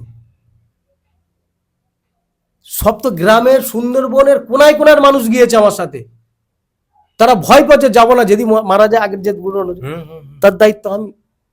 এবার যখন সেই মানুষটা যদি মারা যায়, তার বাড়ির পরিবার আমাকে ছাড়বে? কেস দিয়ে দেবে, পুলিশ আমাকে কেস দেবে, আপনি জোর করে নিয়ে গেছেন। তাহলে কতটা রিস্ক নিয়ে দিলে, এটা ঈশ্বরের কৃপা না থাকলে আমি যেতে পারবো না, আপনাকে রেকর্ড দিয়ে দেবো। তাদেরকে নিয়ে 500 বছর পিছনে আমি পয়সা আমার কাছে নেই, কেউ তো আমার দেয়নি, তো দর্শক আমি দেবো কোত্থেকে? তাদেরকে নিয়ে 500 বছর আগে নিয়ে ওখানকার যা প্রশাসন আমার কাছে গাড়ি রেখেছে, তাদেরকে আমি নিজের সমস্ত লোকের হাত ধরে স্নান করে নিয়ে চলে এসেছি। সেসব প্রচুর লোক আমার সঙ্গে ঘুরতে যেতে চায়। আপনি কাশ্মীরে যাবেন, কাপসে গেলে একটা মিনিমাম মানুষের 15,000 টাকা খরচা আছে, আমি তো বলি 15,000 নেই, তাহলে আপনার কাপসে সব শুনেছি সবাই বলে ভূস্বর্গ বলে, শুনেছি ভূস্বর্গ। আমি যখন গেলাম না, তখন ভূস্বর্গ কেমন জিনিস, স্বর্গ দেখতাম, গিয়ে দেখি সেখানে কি অবস্থা। আমি আমার সঙ্গে কোনো ব্যক্তি, আপনার কেমন কোনো ব্যক্তি সারা ভারতবর্ষে সে যদি ঘুরতে যেতে চায়, যার পয়সা নেই তাকে নিয়ে যাই আমি, রেকর্ডে আপনাকে বলে রাখলাম, তথ্য আপনাকে দিয়ে দেবো, যদি চাইবেন বা যারা পয়সা আমি দিয়ে দেবো। যদি বলে যে মহারাজকে 10টা টাকা দিয়েছি, আপনার যা সাজা দেবে আমি মাথা পেতে নেবো। এরকম সারা দক্ষিণ চব্বিশ পরগনা বলে নয়, অল ভালো ত্রিপুরা ফুরা সব লোক আমার কাছে, আমার ফোনে আছে, আপনার রেকর্ড করে চেক করে দিয়ে দেবেন। পয়সা নিয়ে যেদিক যে বলে আমি জানি। এবার কৈলাসে আসি, আপনার প্রশ্নটা মেন। কৈলাসে যেতে গেলে বাবা মিনিমাম 2,40,000 টাকা খরচা, যারা সোশ্যাল মিডিয়া দেখাচ্ছে বা বিভিন্ন টুরিস্ট দেখাচ্ছে। আপনাকে যেটা আমি পাঠিয়েছিলাম, তাহলে 2,40,000 টাকা দিয়ে কোনো সাধারণ মানুষ যেতে পারবে না, পয়সাওয়ালা লোক যাবে। কিন্তু আমি তো পয়সাওয়ালার বিরুদ্ধে, তো আমার প্রশ্ন, আমি তো পয়সা যদি পয়সা কামাতে হতো তো আমার তো একটা গাড়ি, আপনার এখানে আসতাম গাড়ি করে আসতাম, স্করপিও গাড়ি করে আসতাম। আমি তো ট্রেন জার্নি করে আসবো কেন? প্রচুর ভিড়, প্রচুর, কত মানুষ, কত রকমের কথাবার্তা সব শুনছি চুপচাপ মেরে। আমি একটা সাধু লোক, কত রকমের স্লোগান, কত রকম দেখছি, সব দিচ্ছি। আমি চুপচাপ আমার মধ্যে, বাবা আমার ব্যাগটা একটু লাগিয়ে দাও, বাবা এটা তো, এই মহারাজকে একটু পাশে জায়গা দাও। আমি যদি সেই ব্যক্তি হতাম, ঈশ্বরের, দেখুন আপনার না যদি তন্ত্র দেবে, এই যে আপনার চ্যানেল অনেক তন্ত্র সাধনা বলছে, মাইন্ড জ্ঞান, আমি অনেক শুনেছি, তা আপনার চ্যানেল এরকম তন্ত্র নিয়ে আমার একদিন বসবে নিশ্চয়ই। আমার শেষ কৈলাসটা শেষ হয়, কৈলাসটা সরি। এইবার আপনাকে বলছি, তাহলে কৈলাসে এরকম খরচা আছে, আপনার দেখবেন এই কত রকম টুরিস্টরা আছে, বিজ্ঞাপন দিচ্ছে পয়সা দিয়ে ফেসবুকে। তাহলে আপনার 2,40,000 নিয়ে আর কৈলাস সফল? কৈলাস কেমন জিনিস, কৈলাসে গেলে কি হবে বা কি ফল পাবে আপনি জানেন না। সেই জন্য স্বাগতম আপনাকে। আপনার এনি টাইম যে কোনো, আমাকে আমার ফোন নাম্বার আপনার চ্যানেলের মাধ্যমে দিয়ে দেবেন, নিশ্চয়ই। কেউ যদি যায়। কিন্তু আমার একটা কোটা আছে, কৈলাসে তো দুর্গম জায়গা, তো আমি 24 জনের বেশি নিয়ে যেতে পারবো না। ওকে। কেন? আমার পারমিশনের ব্যাপার থাকে। নিশ্চয়ই। আর আপনার তো ওরকম একটা না যে 100 জন হয়ে গেলে না, 24 জন যেতে চাইলে 24 জন, ওকে না আমি 25 জন, ঠিক আছে। এইবার আপনাকে ডিভাইড করে, কেন 25 জন হলাম? মানুষের সৃষ্টি, পৃথিবীর সৃষ্টি হচ্ছে পঞ্চতত্ত্ব নিয়ে, কিতিয়াব তেজ বর্ম নিয়ে সৃষ্টি। তাহলে 5 জনকে 25 ভাগ করে দিলে তাহলে আমার যাত্রা সব জায়গায় সুফল হবে। এই থিওরিটা আপনি ইউজ করেন? আমি এটা বলি। আর একটা বলছি, আপনাদের চ্যানেল আর এর পরের সাক্ষাতে দেখাবো। সবাই বলে ঈশ্বর কে, বা আপনার চ্যানেল বিভিন্ন তান্ত্রিক, বিভিন্ন জ্যোতিষ বলে, দার্জিলিং সাইডে গেছে, বা আপনার চ্যানেল আমি দেখেছি অনেক মাতাজিরা আসে, তাদেরকে দণ্ডবাদ প্রণাম জানিয়ে আমি একটা কথা বলছি, যে অনেক বাচ্চারা ভূতে ধরে বা প্রেতাত্মা ধরে বা শিয়াল পার হয়ে যাচ্ছে আওয়াজ দিচ্ছে, এগুলো আমি খুব কিন্তু বিশ্বাস করি, ঠিক আছে। বা অনেক মাতাজিরা বলে যে আমার তো গাইডের দরকার, আমি নাহলে আমার তো মৃত্যুর ভয় আছে। এটা বাস্তব জিনিস, কেউ না বিশ্বাস আমি করি। কিন্তু আপনাকে বলছি শুনুন, তাহলে এই যে এটা বাস্তব জিনিস, কিন্তু আপনাকে বলছি যে এইসব জিনিসগুলো আমি বিশ্বাস করি আছে, কারণ আমি তো অনেক গ্রামে গ্রামে ঘুরেছি, চোখের সামনে পড়ে। কিন্তু এইগুলোর দিকটা আলাদা, সেটা আপনাদের আলাদা, এই বিষয়ে আমি একদিন আলোচনা করব। মেন বিষয় হচ্ছে, যদি আপনার চ্যানেলের মধ্যে কেউ যদি অমরনাথ যাত্রা করে, যার পয়সা নেই, পয়সার কথা বললে ট্রেন থেকে শুরু করে, খাবার থেকে শুরু করে, রুম থেকে রাখার থেকে শুরু করে, টোটাল দায়িত্ব আবার ডোর টু ডোর এসে ছেড়ে দিয়ে যাব। যারা সাধারণ মানুষ, যে কোনো ধর্ম, আমি শুধু এইবার আপনাকে বলি, আমি কিন্তু সবার জন্য বলছি, আজকের আমরা যে সনাতন ধর্মদের যে এই অফার আছে। দ্বিতীয় কাছে দেখুন, যারা সংখ্যালঘু ভাই বোনেরা বা অনেকে আছে যে হজে যায়, ওমরা হজ করে, 1 লক্ষ টাকা খরচা, 1.5 লক্ষ টাকা খরচা, এরকম যেগুলো দেখি, প্লেনে ফিনে থাকা খাওয়া, 14 দিন 12 দিন খরচা। আমি অনেক লোককে, আমার সব আত্মীয় স্বজন বিভিন্ন দিকে সব ছড়িয়ে আছে, বা সেখানে তাদের কাছে বলি, এই বাবা হজে যাবে না? বলছে না, পয়সা না, নিজের পয়সা না চাইলে যাওয়া যায় না। আমি বলি আমি সাহায্য করবো, এরকম তথ্য আপনাকে আমি 200-500 দিয়ে দেবো, 200-500 জনকে দিয়ে দেবো। আমি অফার করেছি, যারা, আমি যেকালে কৈলাস যেতে পারছি, আমি যেকালে অমরনাথ যাত্রা করতে পারছি, আমি কেদারনাথ বদ্রীনাথ যাচ্ছি, তাহলে আপনার তো নিশ্চয়ই তো যাওয়ার অধিকার আছে বিভিন্ন ধর্ম হতে। আজমির শরীফ আমি এরকম বলছি, বাসকুপ দিয়েছিলাম যে তোরা আজমির শরীফ যা, আমি নিয়ে যাবো, যা খরচা আমি দিয়ে দেবো। এবার আপনি প্রশ্ন করতে, আপনি পয়সাটা পান কোত্থেকে? প্রশ্ন তো আপনার হতে পারে, জনগণ হতে পারে তো। আপনাকে আমি প্রশ্ন করছি, হতে পারে তো? নিশ্চয়ই, আমি এটা করতাম। এইবার আমি বলছি, আমি বৃন্দাবনে যখন বসি, এইবার বৃন্দাবনে আমি সবসময় থাকি, আমার মন্দির বংশীধারী মন্দির, কেসি ঘাটে। ওই মন্দিরে 4,000 লোক থাকার ক্যাপাসিটি আছে। বা এবার একটা গোশালা করেছি, কামধনু পিলাকুটি পরিক্রমার মারে, সমস্ত বৃন্দাবনে দেখবো সবসময় ভিড়, পরিক্রমা করছে, শীত গ্রীষ্ম বর্ষা সবসময়। অনেকে প্রণামী হিসাবে দেয়, কিন্তু আমি রাস্তার কথা বলছি, আমার রুমে আমি আমার মতন জব করি।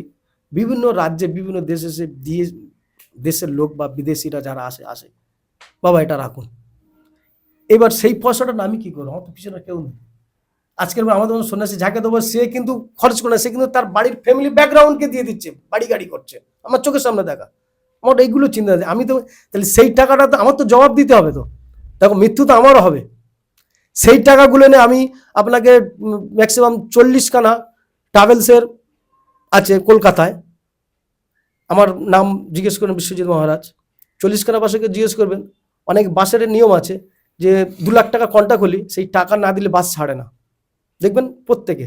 কিন্তু আমার সঙ্গে এরকম আছে, আমি বলছি বাবা পয়সা দিয়ে দেবো, চালাও না, আগাও না, পরে পরে আমি দিয়ে দিই।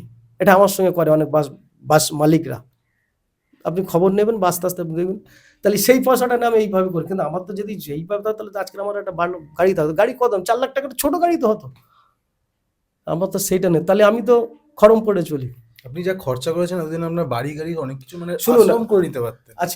আজকের আমার যা পিছনে যা ব্যাকগ্রাউন্ড বলছি, যে আপনার যেসব সোশ্যাল মিডিয়ার আজকের এসছি বলে নয়, বা এর আগে বিভিন্ন জায়গায় অনেকে ইউটিউবার আসে আমার কাছে, আপনার গীতার বা বিভিন্ন বক্তব্য দেওয়ার জন্য, আমি কিন্তু দিই না। আমি টিভির পর্দা আসতে চাই না, আমি এসবের লোক নয়। আমি আপনাদের মাধ্যমে বলছি, কেউ যদি আমার সঙ্গে এখন এই মুহূর্তে বৃন্দাবন, সবাই সবাই শোনে আমি বৃন্দাবন কিছু যাইনি, কিছু চেনে না বৃন্দাবন। আমি এই বৃন্দাবনটা থাকি কিন্তু গোয়ার ভেতরে থাকি। যারা ভান্ডির বনে গিয়েছে আপনাকে স্বাগতম, তখন আসবেন, বা আপনাদের নিশ্চয়ই আমি অন দ্য ক্যামেরায় বলছি, আমি জীবনে কোনোদিন বৃন্দাবন যাইনি। আমাদের 4জন মানে আমি, আমার ভাই, আমার বাবা মা খুব ইচ্ছা আছে বৃন্দাবন যাও, এবং যদি যাই আপনাকে আমি নিশ্চয়ই জানাবো। এর জন্য আমি একটা ব্রজবাসে, এর জন্য আপনাকে ব্রজবাসের স্বাগতম জানাম। রাধারানীর দেশে আসবে আমি করব কেন? আমার রাধারানী অনেক অভুক্ত নয়, রাধারানীর অভুক্ত নয়। অনেকে দেখি, অনেক আমাদের মতন বৈষ্ণবরা আছে, দেখি একটা গোপাল বা একটা ঠাকুরের ফর্নে পয়সা তোলে, এটাই আমি পছন্দ করি না। যদি আমার কৃষ্ণ যদি কমজোরি হতো, তিনি তো অনন্ত কোটির ব্রহ্মাণ্ডের মালিক, সেই ব্যক্তি যে পয়সা তুলছে, যে অনন্ত কোটির ব্রহ্মাণ্ডের মালিক, তার কাছে সব আছে, তো তার নাম করে তুমি কেন পয়সা তুললে ভাই? তোমার লাগবে বলো, আমি দেবো, ভিক্ষে করে তোমাকে দেবো আমি, তুমি তাকে অপমান করছো কেন? এটাইকে যারা প্রশাসনে, যারা বিভিন্ন জায়গার ফ্রেন্ড, আরপিএফ বলো বা ফ্রেন্ড, এদেরকে আগে অ্যারেস্ট করুন, ওদেরকে জিজ্ঞেস করুন ওরা কোন সম্প্রদায়, কোন গোত্র, পরম্পরা জানুন। এতে আমাদের সনাতন ধর্মের ক্ষতি হচ্ছে, জানবো কি করে উনি আমার ধর্মের লোক? আমি আমি ক্ষতি থেকে আমি একটু দূরে যেতে চাই। আমি একটা ছোট্ট প্রশ্ন করে আমি আজকে আমার পডকাস্ট শেষ করতে চাইছি, যেটা হচ্ছে যে এই যে আপনি মাঝে রাধা কৃষ্ণ আমাদের এই যে একটা মানে কি বলবো, একটা স্পিরিচুয়াল একটা জায়গা যেখানে বৃন্দাবন, যেটা আপনার কাছে এই কৃষ্ণ বা রাধা, এনার যেটা জ্যোতি আছে না, আমরা এখনো পাচ্ছি। আমার বাড়িতেও গোপাল আছে। আমি এটা জানতে চাই যে আপনার কাছে এই যে এনাদের যে জ্যোতিটা পেতে গেলে বা পেলে মানুষের জীবনে কি লাভটা হয়, যদি ছোট করে একটু রাখেন।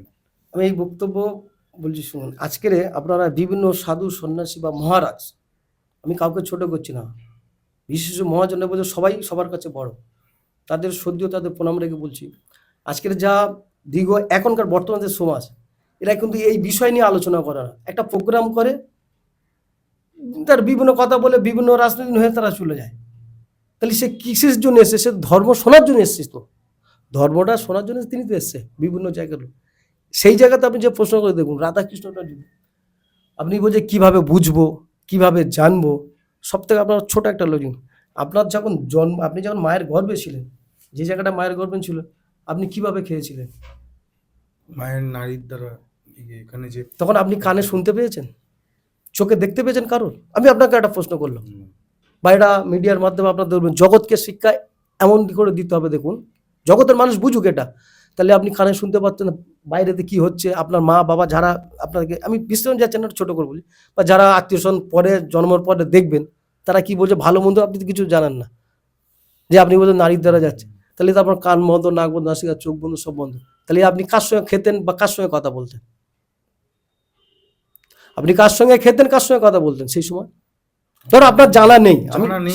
সেই বিষয়ে তো আপনাকে বলছি। দেখুন আমি একটু ভাবছি যে কি বললে। তাহলে দেখুন, তাহলে পরম সবার আছে ভগবান আমার কৃষ্ণ, যায় আপনার পরে কৃষ্ণ, কৃষ্ণ আছে 33 কোটি দেবদেবতা, কিন্তু সব দেখবো ফুলে বাস, সর্বশক্তিমান শিব, সে কিন্তু কোনোদিন ফুলে বসেনি, সে কিন্তু বরফের উপরে বসেছে, বরফ। এই যে কৈলাস বললেন না, সেটা জানানোর জন্য আমি যাত্রা করছি, জানবে দেশবাসী, আপনারা যদি জানবেন যে তিনি কৈলাস বরফের উপরে বসেছে। কেন বরফের উপরে বসে থাকা যায় না? তাহলে ব্রহ্মা তো ফুলের উপরে বসে আছে, তাহলে শিব বসে আছে বরফের মধ্যে, পাহাড়ের মধ্যে, পর্বতের মধ্যে, সেখানে মানুষ যেতে পারে না। তাহলে তার কাছে সর্বশক্তি বিষ্ণু যাচ্ছে, মেন উদ্দেশ্য আপনাকে যাচ্ছে। তাহলে আপনি যে খাবার খেতেন বা ময়দা আপনি জানতেন না, তাহলে আপনাকে খাবার খাওয়ার জন্য তিনি আপনার সঙ্গে নিশ্চয়ই সেই লোক কথা না বলে আপনার যে যখন মায়েদের গর্ভে থাকেন নাড়াচড়া বিভিন্ন করে, তাহলে নিশ্চয়ই কেউ না কেউ সঙ্গে খেলছে। তাহলে তখন ভাববেন তিনি আছে। আপনাকে বলছি উদ্দেশ্যটা তখন পরিষ্কারভাবে বুঝিয়ে দিচ্ছি, আপনি তখন শুনেছি, আমি তো দেখি না, আমি তো বিশেষ মনে যে পা গুলো উপরের দিকে ছিল আর মাথাটা নিচে ছিল, সেখানে ভগবান বসেছিল, তার সঙ্গে কথা হচ্ছে তুই বাইরে গিয়ে কি করবি। তাহলে আপনাকে সাজা খাটতে হচ্ছে কিন্তু ওখানটায়। মেন উদ্দেশ্য দেখুন, যখন আপনার জন্ম হয়েছে তাহলে সেই নারীটা বাঁধা হয়ে গেল না? তাহলে প্রত্যেক মানুষের হচ্ছে 10টা দরজা, সবাই এখন বর্তমান 9টা আছে, নারীটা বাঁধা হলো, তাহলে 9টা দরজার মধ্যে আপনি আপনার ঘরের কটা দরজা, 10টা 4টে কি 3টে দরজা আছে, দরজা যাতায়াত করছে। তাহলে তো আমার দরজা দেখুন, কানে শুনতে পাচ্ছেন একটা দরজা, নাকে নিঃশ্বাস নিচ্ছে একটা দরজা, চোখে দেখতে পাচ্ছেন, বা আপনার সবকিছু যে বর্জ্য হচ্ছে, হ্যাঁ সব কিছু, এগুলো একটা দরজা, এরকম 9টা দরজা। তাহলে একটা দরজা তো আমাদের গিট বেঁধে দিয়েছে, যে দরজাতে তুমি 9 মাসে কষ্টে ছিল সেই দরজাটা। কারণ বর্তমান যদি আপনাকে যদি পায়ের দড়ি বেঁধে যদি রেখে দিই, আপনি কিছু জানতে পারবেন? কষ্ট হবে না, হবে না আপনার? হবে। হ্যাঁ, কতক্ষণ থাকবেন? তাহলে 9 মাস কিভাবে ছিলেন? কার দ্বারাই ছিলেন? কার শক্তিতে ছিলেন? 9 মাস মায়ের গর্ভের ভেতরে কার দ্বারাই ছিলেন? আপনার তো উঁচু করেছিলেন, এইভাবে ঝুলেছিলেন। তাহলে মেন সাজা তো আপনি পেয়ে গেছেন। তাহলে এখন যখন জন্মের পরে আত্মীয় স্বজন সবাইকে দেখেছেন, তাহলে তখন সেই দরজা যদি আপনি জানতে পারতেন যে সাজা হয়েছে, তাকে যদি চিনতে পারতেন, তাহলে আপনি ব্রহ্মাণ্ডে যাবেন কেন? আপনার কাছে তো সব তো প্রমাণ তো আছে। আগে তাকে ধরুন, তাকে জিজ্ঞেস করুন, তাকে জিজ্ঞেস করুন যে আমি কোথায় থাকবো, কি করবো, আমি কে, আমি কোথায় যাবো, আমার কর্ম কি, আমি কেন এলাম। তুমি তাকে না জিজ্ঞেস করে দৌড়াচ্ছ গাড়ি করে, ওখানে যাচ্ছ, বৃন্দাবন যাচ্ছ, গয়া যাচ্ছ, কাজে যাচ্ছ, কি লাভ আপনার গিয়ে? নিজেকে আগে চিনতে হবে তো, নিজেকে আগে চিনুন। সবাই বলে শুনি, বা অনেক মহাজনে বলে যা আছে ব্রহ্মাণ্ডে তা আছে দেহের ভাণ্ডে। আরে তোমার দেহের ভাণ্ডারে কি আছে তুমি আমাকে দেখাও, কোথায় নদী আছে, কোথায় জল আছে, কোথায় খাল আছে, আমাকে বোঝাও। এই যে প্রশ্নগুলো কোনো মহারাজা মঞ্চে করে না, তাহলে যে আগামী প্রয়োজন জানবে কি করে? আমি আপনাকে একটা প্রশ্ন করলাম, তাহলে আমাকে না দেখালে, হ্যাঁ এখানে বিষ্ণু থাকে, এখানে নারায়ণ থাকে, এখানে শিব থাকে, এখানে ব্রহ্মা থাকে, তুমি না ধরালে আমি জানবো, কিন্তু এইগুলো কেউ জানতে চায় না। এইগুলো জানানোর জন্য কিন্তু সাধু মহারাজদের তৈরি হতে হবে, বোঝাতে হবে, তারপর তো সে না তোমাকে দেখবে, তারপর না ভগবানের ভয় পাবে। তাহলে 9 মাসে যে কষ্ট ছিল সেই কষ্টটা এখানে তোমাকে যে জুইলেটা, সেই ভয়তে তাহলে আপনি ভালো কর্ম করে চুরি করবেন না, ডাকাতি করবেন না। যে একবার জেল খেটে আসে জানে যে আর কিছু করবো না, ভালোভাবে থাকি। তা আপনার প্রশ্ন তো আপনার কাছে আছে, আপনি জানুন নিজেকে কে, নিজে আপনাকে চিন্তা করুন। তারপর না আপনি তো বলুন ভগবান তো দিতে এসছে, যদি নিতে আসেন, আপনার জন্ম হচ্ছে মুঠো মাইরে না, যখন যাচ্ছেন তো খালি হাতে, তাহলে তো আপনাকে দিয়ে দিয়েছে ভগবান। তাহলে আপনাকে জানতে হবে তো যে আমি এবার সব ফেলে বিশ্বাস ফেলে বাড়ি হয়ে, আপনি টাটার কথা চিন্তা করুন, কত কি ছিল সে তো চলে গেল, তাই কিছু নিয়ে যেতে পেরেছে? তা বলছে আমি তোমার মুঠো মেরে দিয়েছি, তুমি রাখতে পারছো না।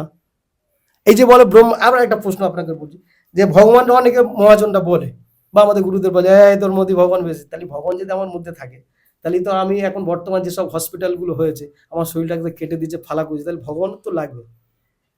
প্রশ্নটা দেখুন, ভগবান তো লাগবে, তাহলে ভগবানটা কোথায়? আমি তো গুরুদেব, আমি তো ভগবানকে বিষ্ণু তো লাগিয়ে, আমার তো সব কিছু চিরেট করে তো আবার সেলাই করে আবার জানতে হয়, আবার কথা বলছি, তাহলে ভগবান তো সে তো আঘাত পেত, বিষ্ণু তো আঘাত পেত, শিব তো আঘাত পেত, ব্রহ্মা তো আঘাত পেত।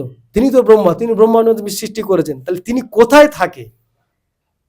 ডোর টু ডোর আমি আপনাকে দেখিয়ে দেবো। এই জন্য না সারা পৃথিবীতে ওয়ার্ল্ডের লোক আমাকে ভালোবাসে, আমি জানাতে চাই। তার জন্য আমি ওই জন্য চাওয়া পাওয়া আমার কাছে নেই, আমার নামটা থাকুক, আমি চলে যাব। স্বামীজি তার পায়ে দণ্ডবত প্রণাম, তিনি চলে গেছে, তার নামটা জগতের লোক জানে। রামকৃষ্ণদেব চলে গেছে, তার নামটা জগতের লোক জানে। তা আমি সেরকম একটা ছোট্ট ব্যক্তি, সামান্য ভজন করি, বৃন্দাবনে থাকি, এইভাবে জগতের মানুষকে নিয়ে ছোট ছোট জায়গায় বেড়াতে নিয়ে যায়। যার পয়সা নেই, 80 বছরে তুমি কিছু করতে পারলে না, 8 বছর হয়নি, 80 বছরে কি করবে, সেই মানুষটার কাঁধে করে নিয়ে যায়। চলুন হাত ধরে একটু 84 করে জনমের নারী নিয়ে 84 করে বৃন্দাবনটা ডোর টু ডোর দেখেন, এবার সেটা নিজে গাইড করি। সবথেকে বড় কথা, আমার সবথেকে আশ্চর্য যে এটা খুব ভালো বলেছেন। যে দেখুন এটা কি বাঁকি বিহারি, এটা বাঁকি বিহারি সম্বন্ধে আপনার জানতে হবে না। সবথেকে বৃন্দাবনে কিছু আশ্চর্য ঘটনা দেখুন, বাঁকি বিহারি সবার প্রচুরে। নিধুবন, আরে আগে জানতে হবে নিধুবন সম্বন্ধে এটা কি আছে। আমি আপনাকে বলুন অন্তরকে আমরা বৃন্দাবনে যাবে না, যে জায়গাটা বলে না ভগবান কোথায়, কারেন্টটাকে আমি চোখে দেখতে পাচ্ছি না, কারেন্টে হাত দিলে তো আমার শর্ট মারবে, আগুনে হাত দিলে শর্ট মারবে। বৃন্দাবনটা আমি যে জায়গাটা থাকি, প্রত্যেক মানুষকে স্বাগত যেন আসবেন, আমি যে জায়গাটায় একটা গাছের গা হাত দিলে আপনি ধরে রাখতে পারবেন, শর্ট মারবে। এটাই কি বলে ভগবান, আপনাকে ক্যামেরায় বলে দিল, আমার সঙ্গে যাবেন আপনি পেতাত্তা ব্রহ্মদ্বৈত অনেক কিছু আপনার চ্যানেলে দেখুন, ওসব তো বৈদ্যুতিক মানুষের মাথা রেখে অনেক কিছু ওসব তারাপীঠ পার্টি বিভিন্ন, আমি যখন আপনাকে বলছি আমি যেসব জায়গায় যাই তো ওসব বড় বড় তান্ত্রিক বলছে মহারাজ চা খাবেন, বলে জল খান, ঠিক আছে রাতে আমি না আমি পাবো না, আমি প্রসাদ একবার পাই বেরিয়ে যাই, তারা সম্মান দেয়, তার কাজ সে করুক। আমি বৈষ্ণব লোক, আমি কাকে ধরে রেখেছি, কৃষ্ণকে ধরে রেখেছি, রাধারানীকে ধরে রেখেছি। তুমিও যাবে ওখানে, ও বি ওখানে যাবে, সে বি ওখানে যাবে, আমি সেই লোকে ধরে রেখেছি যে আমাকে নিয়ে এসছে আর যে আমাকে পার করবে। একটা জায়গায় একটা ছোট করে এই এখন সমাজের মধ্যে প্রধানমন্ত্রীকে ধরে রাখতে হবে, মুখ্যমন্ত্রীকে ধরে রাখতে, আমি বিধায়কের কাছে কি করব? আমি যে গ্রামে থাকি সেই গ্রামে পঞ্চায়েতের সদস্যর কাছে বলে কি করব? প্রধানকে বলে কি হবে? সেটা দেখছি সময় নিচ্ছে, প্রধানের কাছে দেখছি সময় নিচ্ছে, তা বিধায়কের কাছে যায় না, ডাইরেক্ট হিট করি না। আমি একটা থানায় একটা কমপ্লেন করতে যাব বা যে কোনো সিভিক টিভিক যে কোনো আছে ন্যাশনাল, তাদের বাবু বড়বাবু তাহলে তুই আমাকে বলিস আমি তোকে ব্যবস্থা, আরে তোর কাছে সময় কিন্তু আমার তো ওদিকে তো মরে যাবে লোক, ওদিকে তো আমার তো মারতে আসছে, তা দাঁড়িয়ে আমি এসপির কাছে যাই না, আমার তো অধিকার আছে রে বাবা, আমি তো চোর নয় টাকা দেয়, আমি তো সাধারণ মানুষ। তা এইভাবে মানুষ যদি আগায় না, আগামী দিনে মনে হচ্ছে খুব ভালো হবে। আর এটা আমি বলবো ন্যাশনাল গভর্নমেন্টকে, তাদের হাত বড়, আমরা তো ছোট হাত, আমাদের অনেক কিছু থাকতে পারে, আমরা সাধারণ ভগবানের জব করি। গভর্নমেন্টকে এগুলো একটু নজর দিলে আগামী দিনে মনে হচ্ছে বাংলা বাইরের দেশে কোনো মানুষের যেতে হবে না। নিশ্চয়ই, নিশ্চয়ই। আর ধন্যবাদ, এত সুন্দর বক্তব্য, এত সুন্দর আলোচনা হয়েছে তার জন্য, এবং আগামী দিনে আরও পডকাস্ট আপনাকে আশা করব পাবো আপনাকে। আর বেশি দীর্ঘায়িত করবো না, আমি আপনাদের হোস্ট কৌশিক সেন, আজকে আমাদের গেস্ট বিশ্বজিৎ মহারাজ, আর ক্যামেরার পেছনে অ্যাজ ইউজুয়াল কিংশুক সেন। নমস্কার। নমস্কার স্বামীজি।